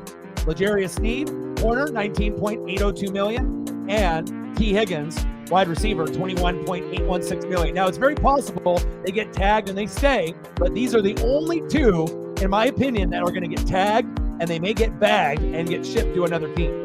Sneed and Higgins. I think Higgins would be one, Sneed would be two. I can't see them getting rid of Sneed. Sneed is a better player than Higgins at this moment, right? And he's very important, but they still got McDuffie from UW, who could definitely take over, and they could draft another corner in the draft, possibly from the Pac-12 or Big Ten. So I wouldn't be surprised. But L'Jarius Sneed, for the moment, is still a Kansas City Chief. And T. Higgins, as well, franchise tag, still at the moment with the Cincinnati Bengals. Tagged and bagged, baby. This thumbnail turned out good. Woo! Spider, Higgy, Mikey, Electric Dog. And then again, a quick recap for people that just came in. I've been grinding on this. I've pretty much done this a couple times already. And now I ended up doing, the preparation, and I did this all before stream. These are the guys that were not tagged. And obviously, if you don't tag Chris Jones, then you're tagged in L'Jarius Sneed. Again, 2.5 sacks in 19 playoff games doesn't sound like a very good stat line, but for a guy that gets double teamed left and right and triple teamed, you're not going to win a Super Bowl with the Rams without Aaron Donald, and you're not winning Super Bowls for the Kansas City Chiefs without Chris Jones. So I would expect Chris Jones to be back. Christian Wilkins is a player that I think is a cap casualty, that they wanted him back, but they couldn't afford him. So whoever gets Christian Wilkins will end up getting a solid player. And there still is a possibility they might be able to work something out with him on Miami, but there is a good chance that he lands on a new team, possibly your favorite team for the people that are watching in the room. Next up, probably the biggest name in free agency that's not named Mike Evans, right? Saquon Barkley. Saquon's. and he will not be returning to the Giants. And the best fits, based off all the NFL heads, Houston Texans 1, Los Angeles Chargers 2, and there's always going to be a sleeper team at 3 that we don't even know about. So if he ends up going to the Texans, then you're going to be looking at a guy like Josh Jacobs to maybe go to the other team. Josh Jacobs to the Chargers, Josh Jacobs to the Texans, Saquon Barkley to the Texans, Saquon Barkley to the Chargers. So again, it may be, one of those teams that could end up taking advantage. And I could see Saquon on the Chargers, and I could see Saquon on the Texans. I could see Josh Jacobs on the Texans, and I could see Josh Jacobs on the Chargers. Now, will it happen? I don't know. Those teams might end up drafting a running back instead and getting a guy on a rookie deal. But keep an eye on Saquon Barkley and Josh Jacobs. Not tagged, Michael Onwenu. And again, there was rumors that he might, but they decided that Kyle Duggar was a better player, and they wanted to keep that guy around. So cap casualty, Michael Onwenu. You're looking for him to join a new team in 2024. Same thing goes for the Giants and Xavier McKinney. He will be playing on a new team, more than likely, in 2024. And with the last two, Calvin Ridley. I didn't think that they were going to tag him, and I don't really think he's a natural fit in Saxonville and Duval. Could he come back to the Jacksonville Jaguars? It's possible. But, I mean, if you're the Kansas City Chiefs and you weren't able to land Michael Pittman Jr., and if you don't trade for T. Higgins, right, and you couldn't get Mike Evans either, who's the best wide receiver that's available right now that's not in the draft? If you decide to draft a Rome, a Dunzier, or a Troy Franklin, Kansas City's got options, right? But Calvin Ridley would be a good fit in Kansas City. It's not going to be a Kadarius Toney situation, right? This guy is a sleeper. He's underrated. And it is possible that he ends up on the Jags again. But for me, it always felt like a rental. Matt Payton feels that he could go back, and he might be right. It could happen. But I felt Christian Kirk and ETN and some of those others were more natural fits. It always felt to me that Ridley was a rental, and I feel that he would be better off going to a better team, a playoff team. Not saying that Jacksonville isn't a playoff team, but he would do more damage on Kansas City than he would do splitting looks on the Jacksonville Jaguars. Not getting a tag, Calvin Ridley. And like I told y'all, Baker Mayfield, right? I told y'all that if Mike Evans signs early and does not explore the market, that means one thing and one thing only, right? And that one thing is that Mike Evans and Baker sat down and decided, based off money or whatnot, that Winfield was going to get the tag, which I already told you guys a long time ago, right? But if Mike Evans was going to, take the money and also want to retire a Buccaneer and not go to Kansas City and not go to the Houston Texans to play with Mahomes or CJ Stroud, that he wanted to play with a quarterback, that he was familiar with. And that means that they're not going to draft Bo Nix or Michael Penix Jr. So Mike Evans ended up being a Buccaneer. That ended up, leading that Baker Mayfield is going to end up being a Buccaneer as well, 150%. If this is going to be signed as early, he said, I want to explore the market. He didn't even explore. He took like a day or two and then he signed. If he really was serious of signing with Kansas City and wanting to leverage and to get more money or to go to a team that he could win a Super Bowl with for a better chance than Tampa, or going to a team like CJ Stroud and the Texans, he would have took his sweet fucking time. But did he? No. He wanted to be loyal. He wanted to be a Buck for life. And Baker Mayfield, remember, Baker Mayfield, Mike Evans, it was special, right? 13 touchdowns from Baker Mayfield. And that was tied for first in the NFL overall. And your boy got him in fantasy. So I actually coincidentally had Baker and Evans. And I rolled the dice and started both. And I lost in the fantasy championship because of that, because I was going to ride or die with the guys that came through. And just coincidentally, they couldn't get it done against the Panthers and only won 9-0. And if I would have gotten any type of stat line, but again, coulda, woulda, shoulda, Reflect is the man. He got the championship this year. But what I got in the future is at least a couple more years with Baker and Mike Evans. Now, are we going to win a Super Bowl? Fuck no. Are we going to go to the playoffs? Who knows? The NFC South is dog shit. But one thing I do know is Baker is coming back. And then cuts for the Seattle Seahawks, Jamal Adams, Quandre Diggs, Will Dissly. So what this means is all those people that want Brock Bowers that dream goes out the window. Because now, not only do you need, 2 secondary members to replace Jamal Adams and Quandre Diggs, you got 3 offensive linemen that you need to replace or upgrade, 2 defensive line, 2 linebackers, and at least 2 players in the secondary. So, Will Dissly gone, Brock Bowers in, ain't going to happen. I'd be shocked if that happens. There's just way too many needs for the Seahawks at this moment. So again, Jamal Adams cut. He's like Greg Oden, injury prone. He'll never be the player that he was. It's sad to say. Quandre Diggs, this one kind of surprised me a little, but not a lot. More than the Adams cut, And then Will Dissly getting cut didn't really surprise me either, but that was one of Megan's personal favorites. A cap casualty, Jerome Baker, starter for the Dolphins, got cut. He'll find a home. And Eric Kendricks, linebacker, injury prone, kind of like Jamal Adams. His best days are behind him, and you'll never see the same type of player that you did on the Minnesota Vikings. So that one didn't surprise me. And last but not least, Dalton Schultz, 3 years, $36 million, the only guy that is a notable name to sign. And look at that helmet and uniform combo. Beautiful. And your boy is sweating and tired. 39 messages. Shit. Finley in the building. Your boy's tired. 20 doll hairs. Let's get to a hundo.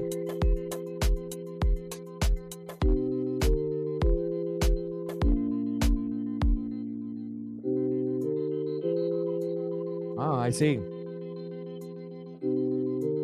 I'm scrolling down. Smash that fucking like button. Help your boy out.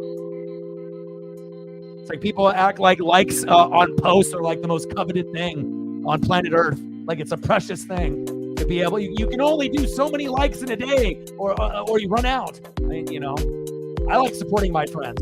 So, I might end up liking 20 things in a day. You can ask Matt. I've liked every single one of his posts, even when he posts multiple things in the day. That's what you're supposed to do when you're friends. You support each other.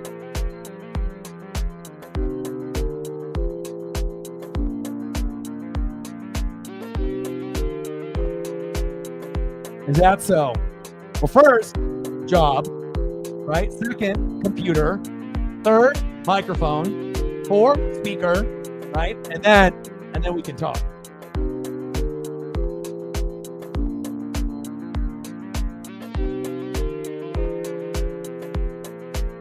A lot, right?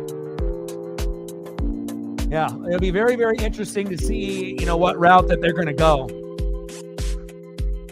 Legal tampering, even though all the tampering has already been done. I know you're happy. She saw the thumb and she's like, ooh.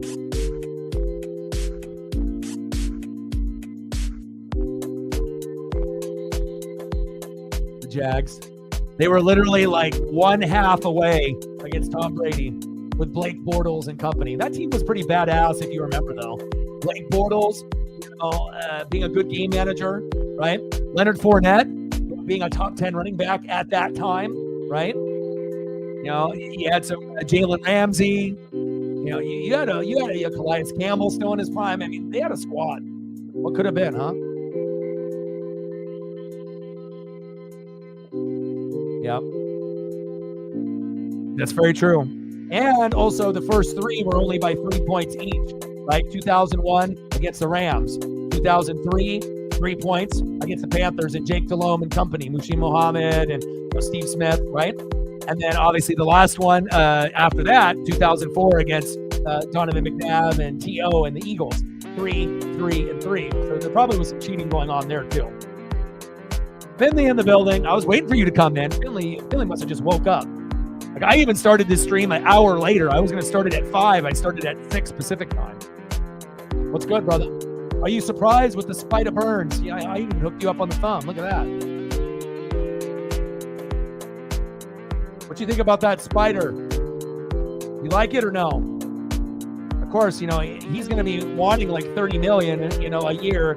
Josh Allen, probably the same thing, but again, the main reason it sounds like, they wanted to do it because they just didn't want to get nothing in return. I get it. And they don't really have a whole lot to work with right now. So at least you get to have him for 1 more year.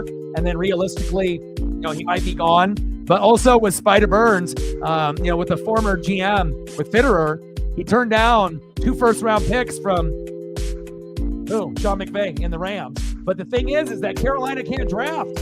So if they would have traded for 2 first-rounders, they probably would have only hit on 1 or none. So I think that it was a good move to keep him. But now we have to see if Dan Morgan wants dogs and if he's going to be a part of the future or not. But if he's going to be a part of the future, right, Spider Burns, Finley, there's going to be one thing that you're going to have to embrace yourself for, okay? And it's not being the worst team in the NFL. Hopefully that you guys can get better and better like the Jags did in a few years. But, I mean, better open up the pocketbook because there's going to be a lot of fucking of those that you're going to have to give. And then it's going to really look like this. You're going to have to do fucking stacks on stacks. But, most people aren't worth this. But you know what? Josh Allen's worth it. And guess what? Spider Burns is worth it too. But you have to be able to negotiate, You just can't have Spider Burns and then nobody else, right?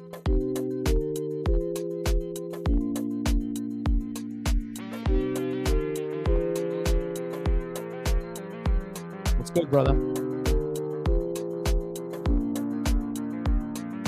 What's your take on that?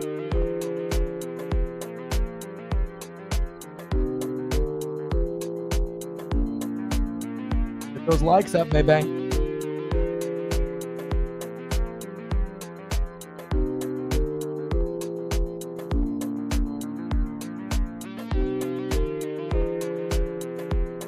What's the Cincinnati Bengal word on the street if Boyd will be back or not? Because you don't want to lose Higgins and Boyd. It's like, yeah, you got Jamar Chase, but I guess if you lose both and then you pick up Ridley or you end up drafting 2, could you imagine if it was Joe Burrow, Rome Odunze, Troy Franklin, and Jamar Chase? Oh my! Then you don't give a shit if you have Boyd or Higgins or not. You're like, fuck it. All right, let's start over.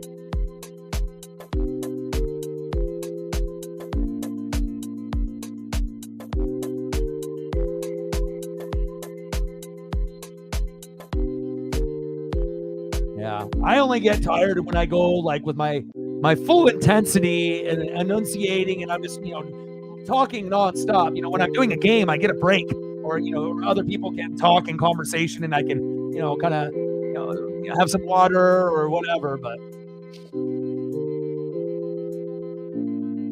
yeah, well, I didn't go over a lot of the other running backs, Eckler, Pollard. Those are just kind of givens. That's a stream for another day.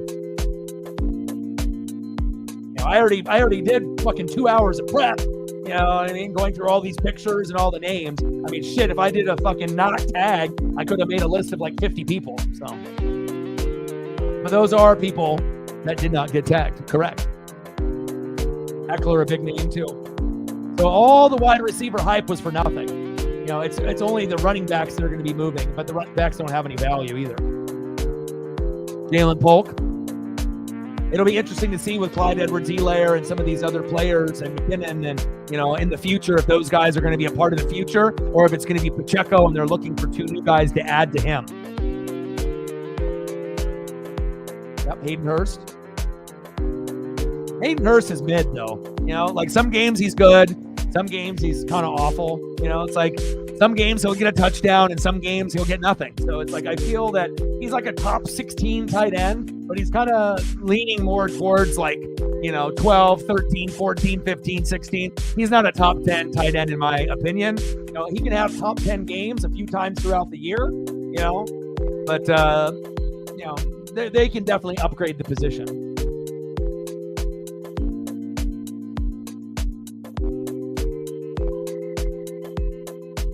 That would be an upgrade for Seattle, going from Disley to Hurst. Yeah, see? Bootios. Your boy knows I'm always looking at stats.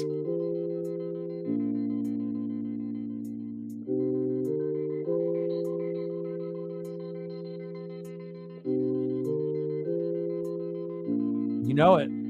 You know it. You know who's going to roster them? You know it.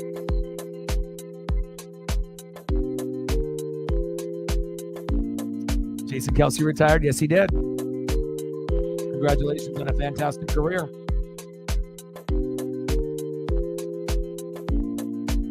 Reflect with a 3-er.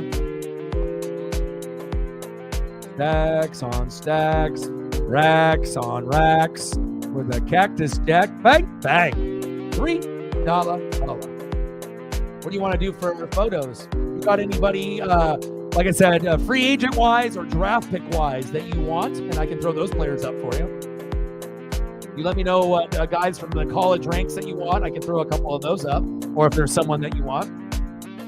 Yeah, I ended up sending Garv, Mitch, We lost both games. It's funny too, my boy Justin, I messaged him and I was like, man, we could end up being a 90 to 100 win team, or we might end up being an 80 to 89 win team, and hopefully we're the better of the two. But he messaged me this morning. He's like, are we going 0 for 2 today? And I'm like, yep. And we lost both games. But it looked like we put on a little bit more effort in the games. But again, still, we only have, I think, 1 win so far in this Cactus League, which is not good.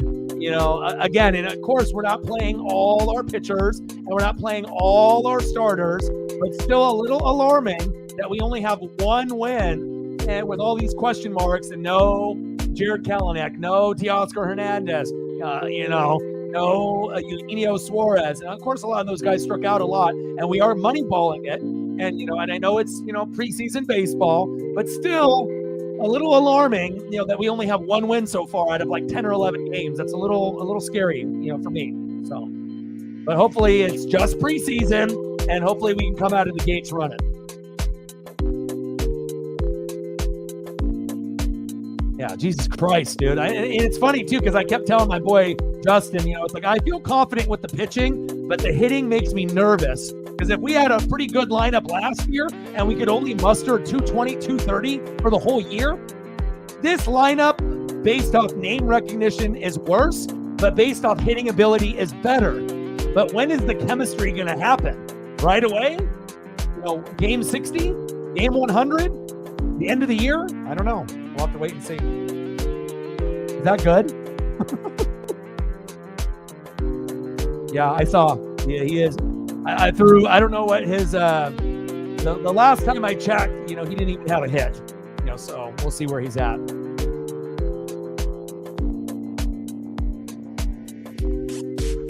Yeah.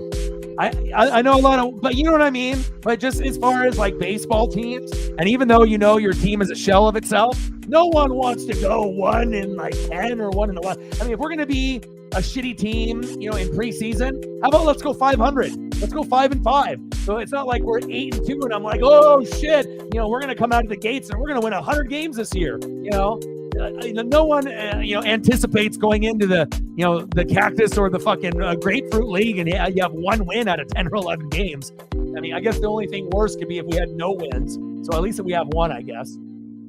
So, at least with a couple, golly, Oh, I think I hear Paisley. Hold on.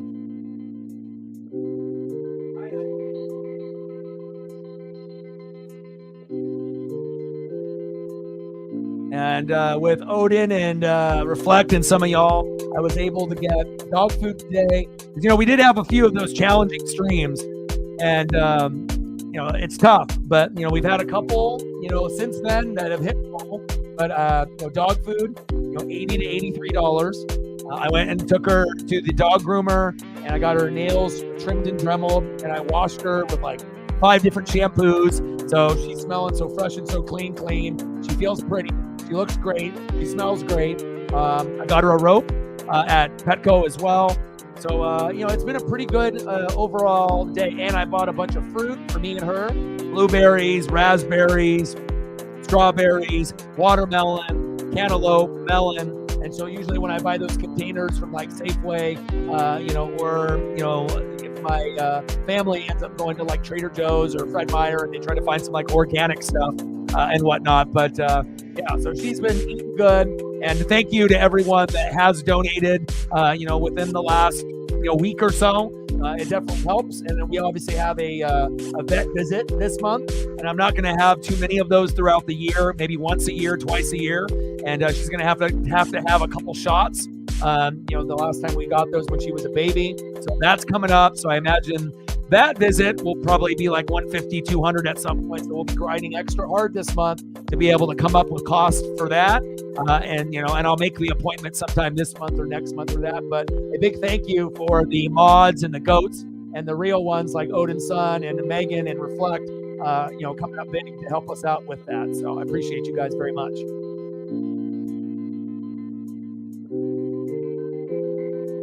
Yeah, well, we're both going to come up with some amazing stats.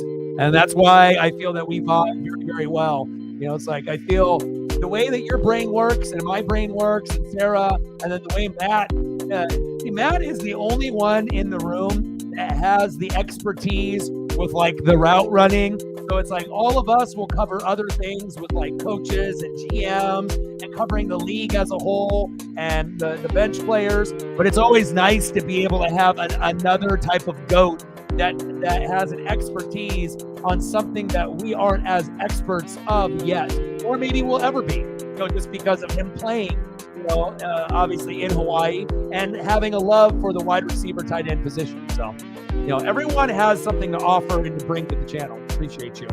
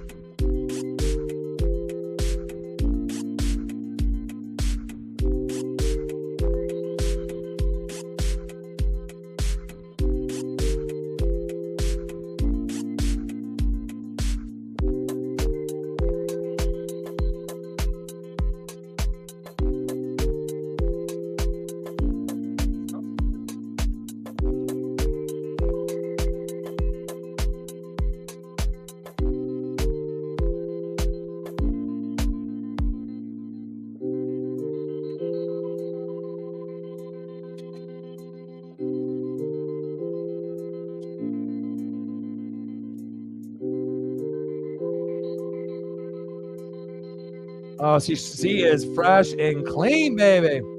Right now, I am still on Deadwood, and I'm watching True Blood at the same time. So I'm doing True Blood, Deadwood, and then I got to do my next show I'm going to watch after all those is Shogun. I highly recommend it. They got a 99% on Rotten Tomatoes. Anyone that has watched any episode so far, they're calling it kind of like a Game of Thrones kind of vibe.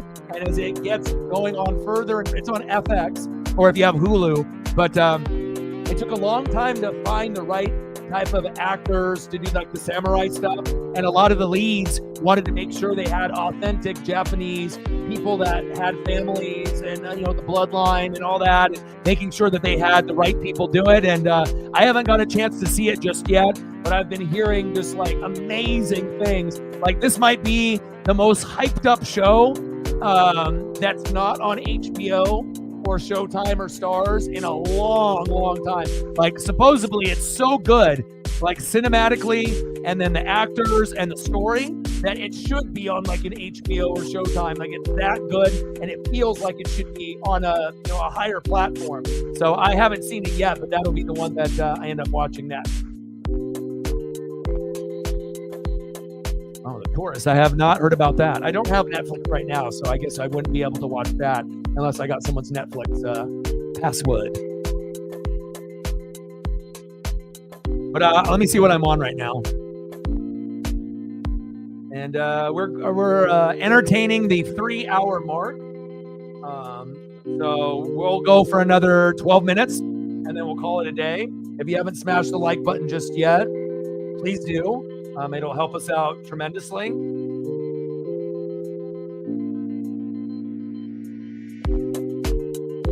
Shout out to all the people watching on Twitter/X.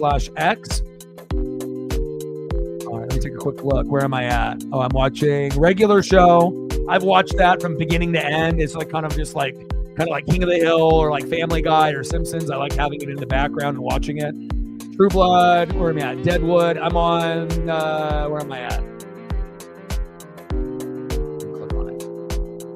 Where is Oh Doggy Dog on Deadwood? And I'm into it now. The first couple episodes, it took me a while to get into it, but I'm into it now. I'm on season 2, episode 10. So I still got a little ways to go. But I'll probably watch an episode tonight.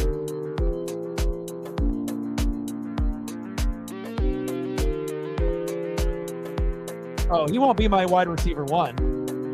He won't be my... Dude, come on, bro. I'm a fantasy guru.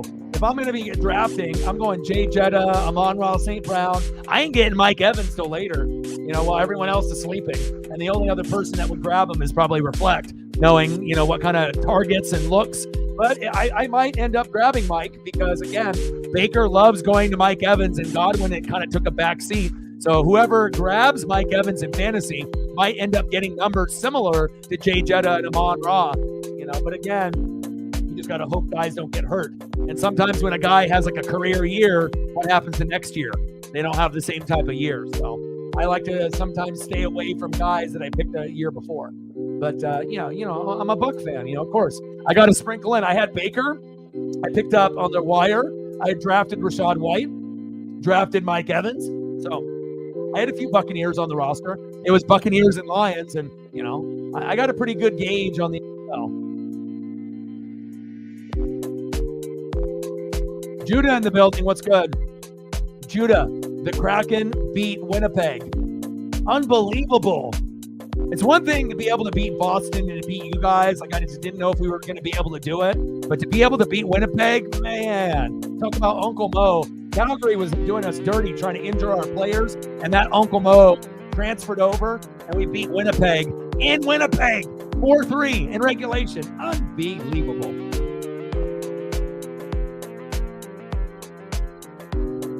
Oh, well, in reality, there might be a trade, that we don't know of.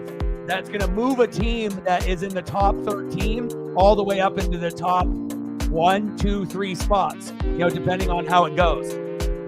But,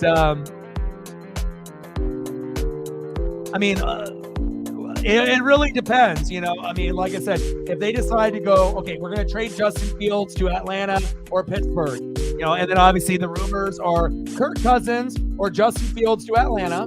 That's the rumor, right? And Kirk Cousins is not coming back to Minnesota, supposedly. And then the rumor is either Justin Fields or Russell Wilson to Pittsburgh, depending on one goes to the other, right?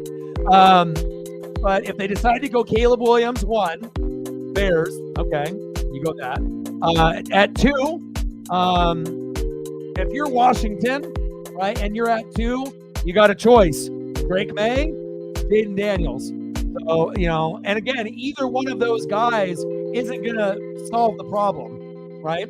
And even though Drake May is a better fit for maybe New England and Jaden Daniels is a better fit for Washington, you might get Drake May, getting picked by Washington, Jaden Daniels by New England, or maybe, Jaden Daniels by Washington, Drake May by New England, and then Arizona Cardinals, Maserati Marv.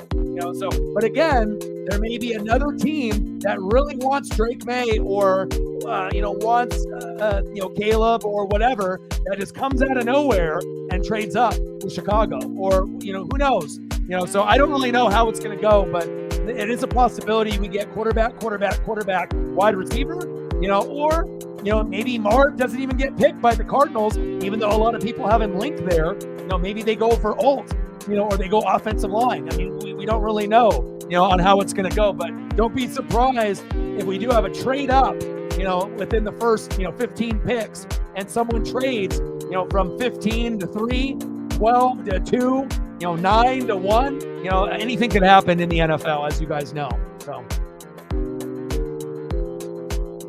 now, that's, but again, nobody knows, but if I'm looking at fit, I think Drake May would be a better fit in New England, but again, it all depends on mechanics and what you're looking for, and again, all those 3 quarterbacks might not even pan out. I really feel if it goes Caleb, Drake, Daniels, and like that, and it goes to those specific teams, Bears, Washington, New England, I think Michael Penix Jr. and Bo Nix are going to be better because they're going to go Michael Penix Jr. to the Vikings, right, and Bo Nix to Denver. And I think that those 2 are going to be better than those 3, if that ends up happening. So just because you get drafted 1, 2, 3, there's going to be more pressure on those 3 guys, and those guys are more likely to fail than Michael Penix Jr. and Bo Nix, in my opinion, because they're going to go lower, they're going to go to a better team, And I think that there is a better chance for Nix and Penix to pan out than those three, honestly. Now, do I think that those three are going to be busts?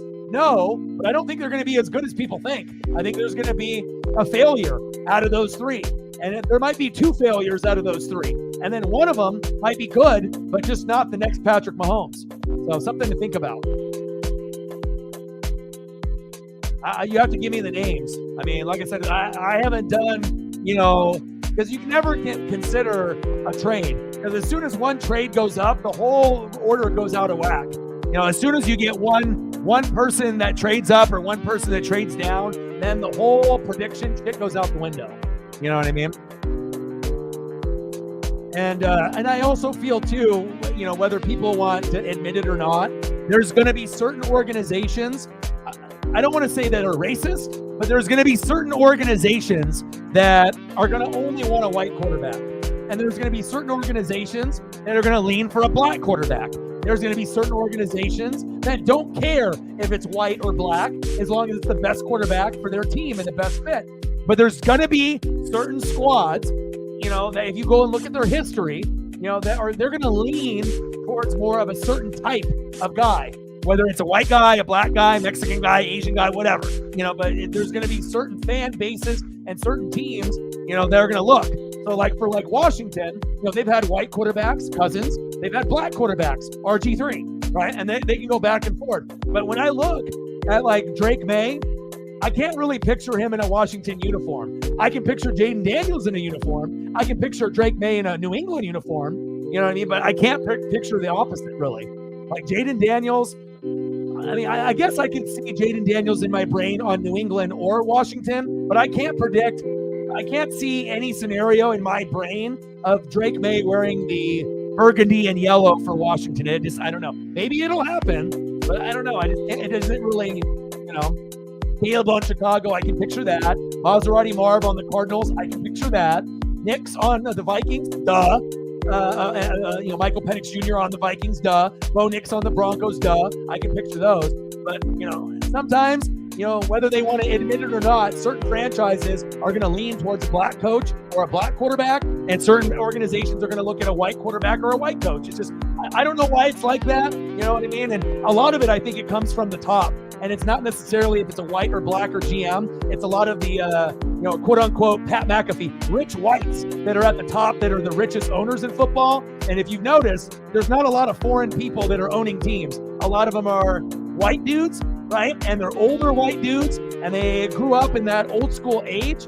And I'm not saying all the old, quote unquote, old whites, as McAfee would say, the GMs are racist, but there is proof that there is a percentage of owners in the NFL that are racist. It's just bottom line, that's what it is, and the owner isn't going to necessarily going to have the final say on everything. Sometimes they're going to, work with the GM and work with the head coach and then go that route. But something to consider when you're doing mock drafts as well. So.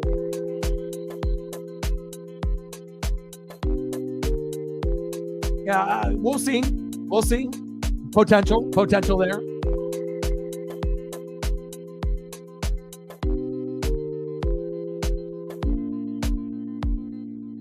I just have to point out the facts on following the league since '85. I look at everything. I'm reading the articles, you know what I mean? And I'm going through there. And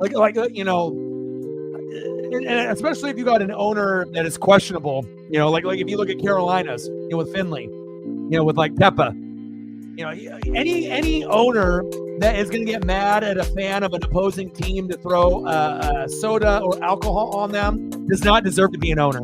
Of course, these guys are billionaires and they're rich and they feel entitled and all, you know what I mean? But thank God that they're not the ones making all the decisions for the team. Can you imagine if you had like this a dumbass, idiot, owner, and he was the one that had the final say on everything? Oh, golly. A lot of bad teams in the NFL.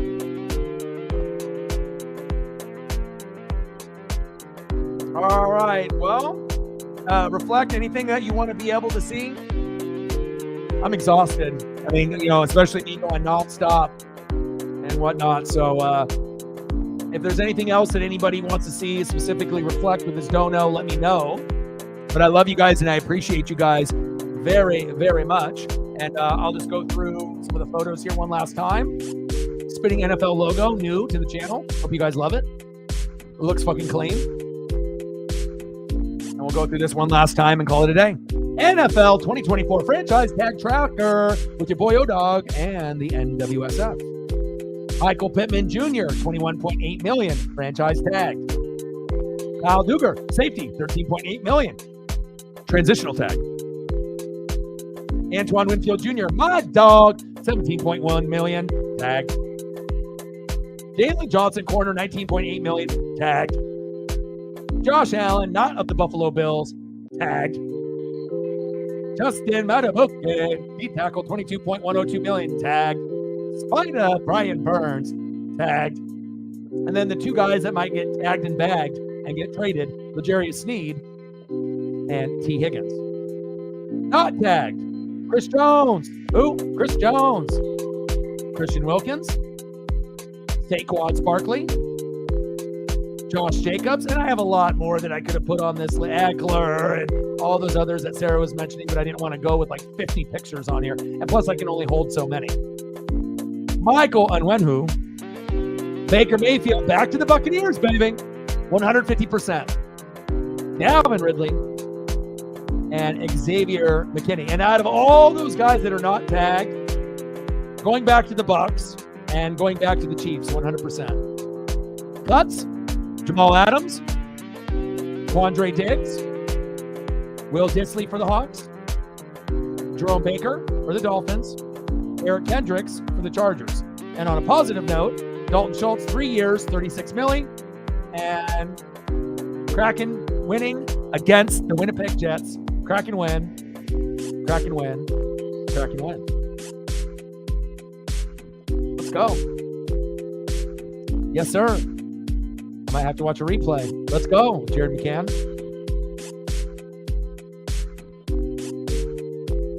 Awesome. I'm loving this NFL spinning logo, baby. Before my NFL spinning logo, after my spinning logo, baby. And make sure you guys take care of your mental health. It's very, very important. Well, I hope you guys enjoyed the stream. Shout out to Megan and Reflect for helping out with the dono portion as well. I hope you guys enjoyed it. If you missed anything, you guys can always watch the replay. But again, I reviewed the information many, many times throughout the 3-hour period. So I love you guys and I appreciate you guys very, very much. And then we'll be back tomorrow, either with another NFL stream or, more than likely an NHL matchup. But I'll look at the schedule and we'll look at the NFL news and go from there. Thank you to all the people that helped out with Paisley as well. She is so fresh and so clean. She is very, very happy. And I got one question for you. Who talks sports like us? Your boy Ryan, Northwest Sports Fanatics, and I'm out. Got it.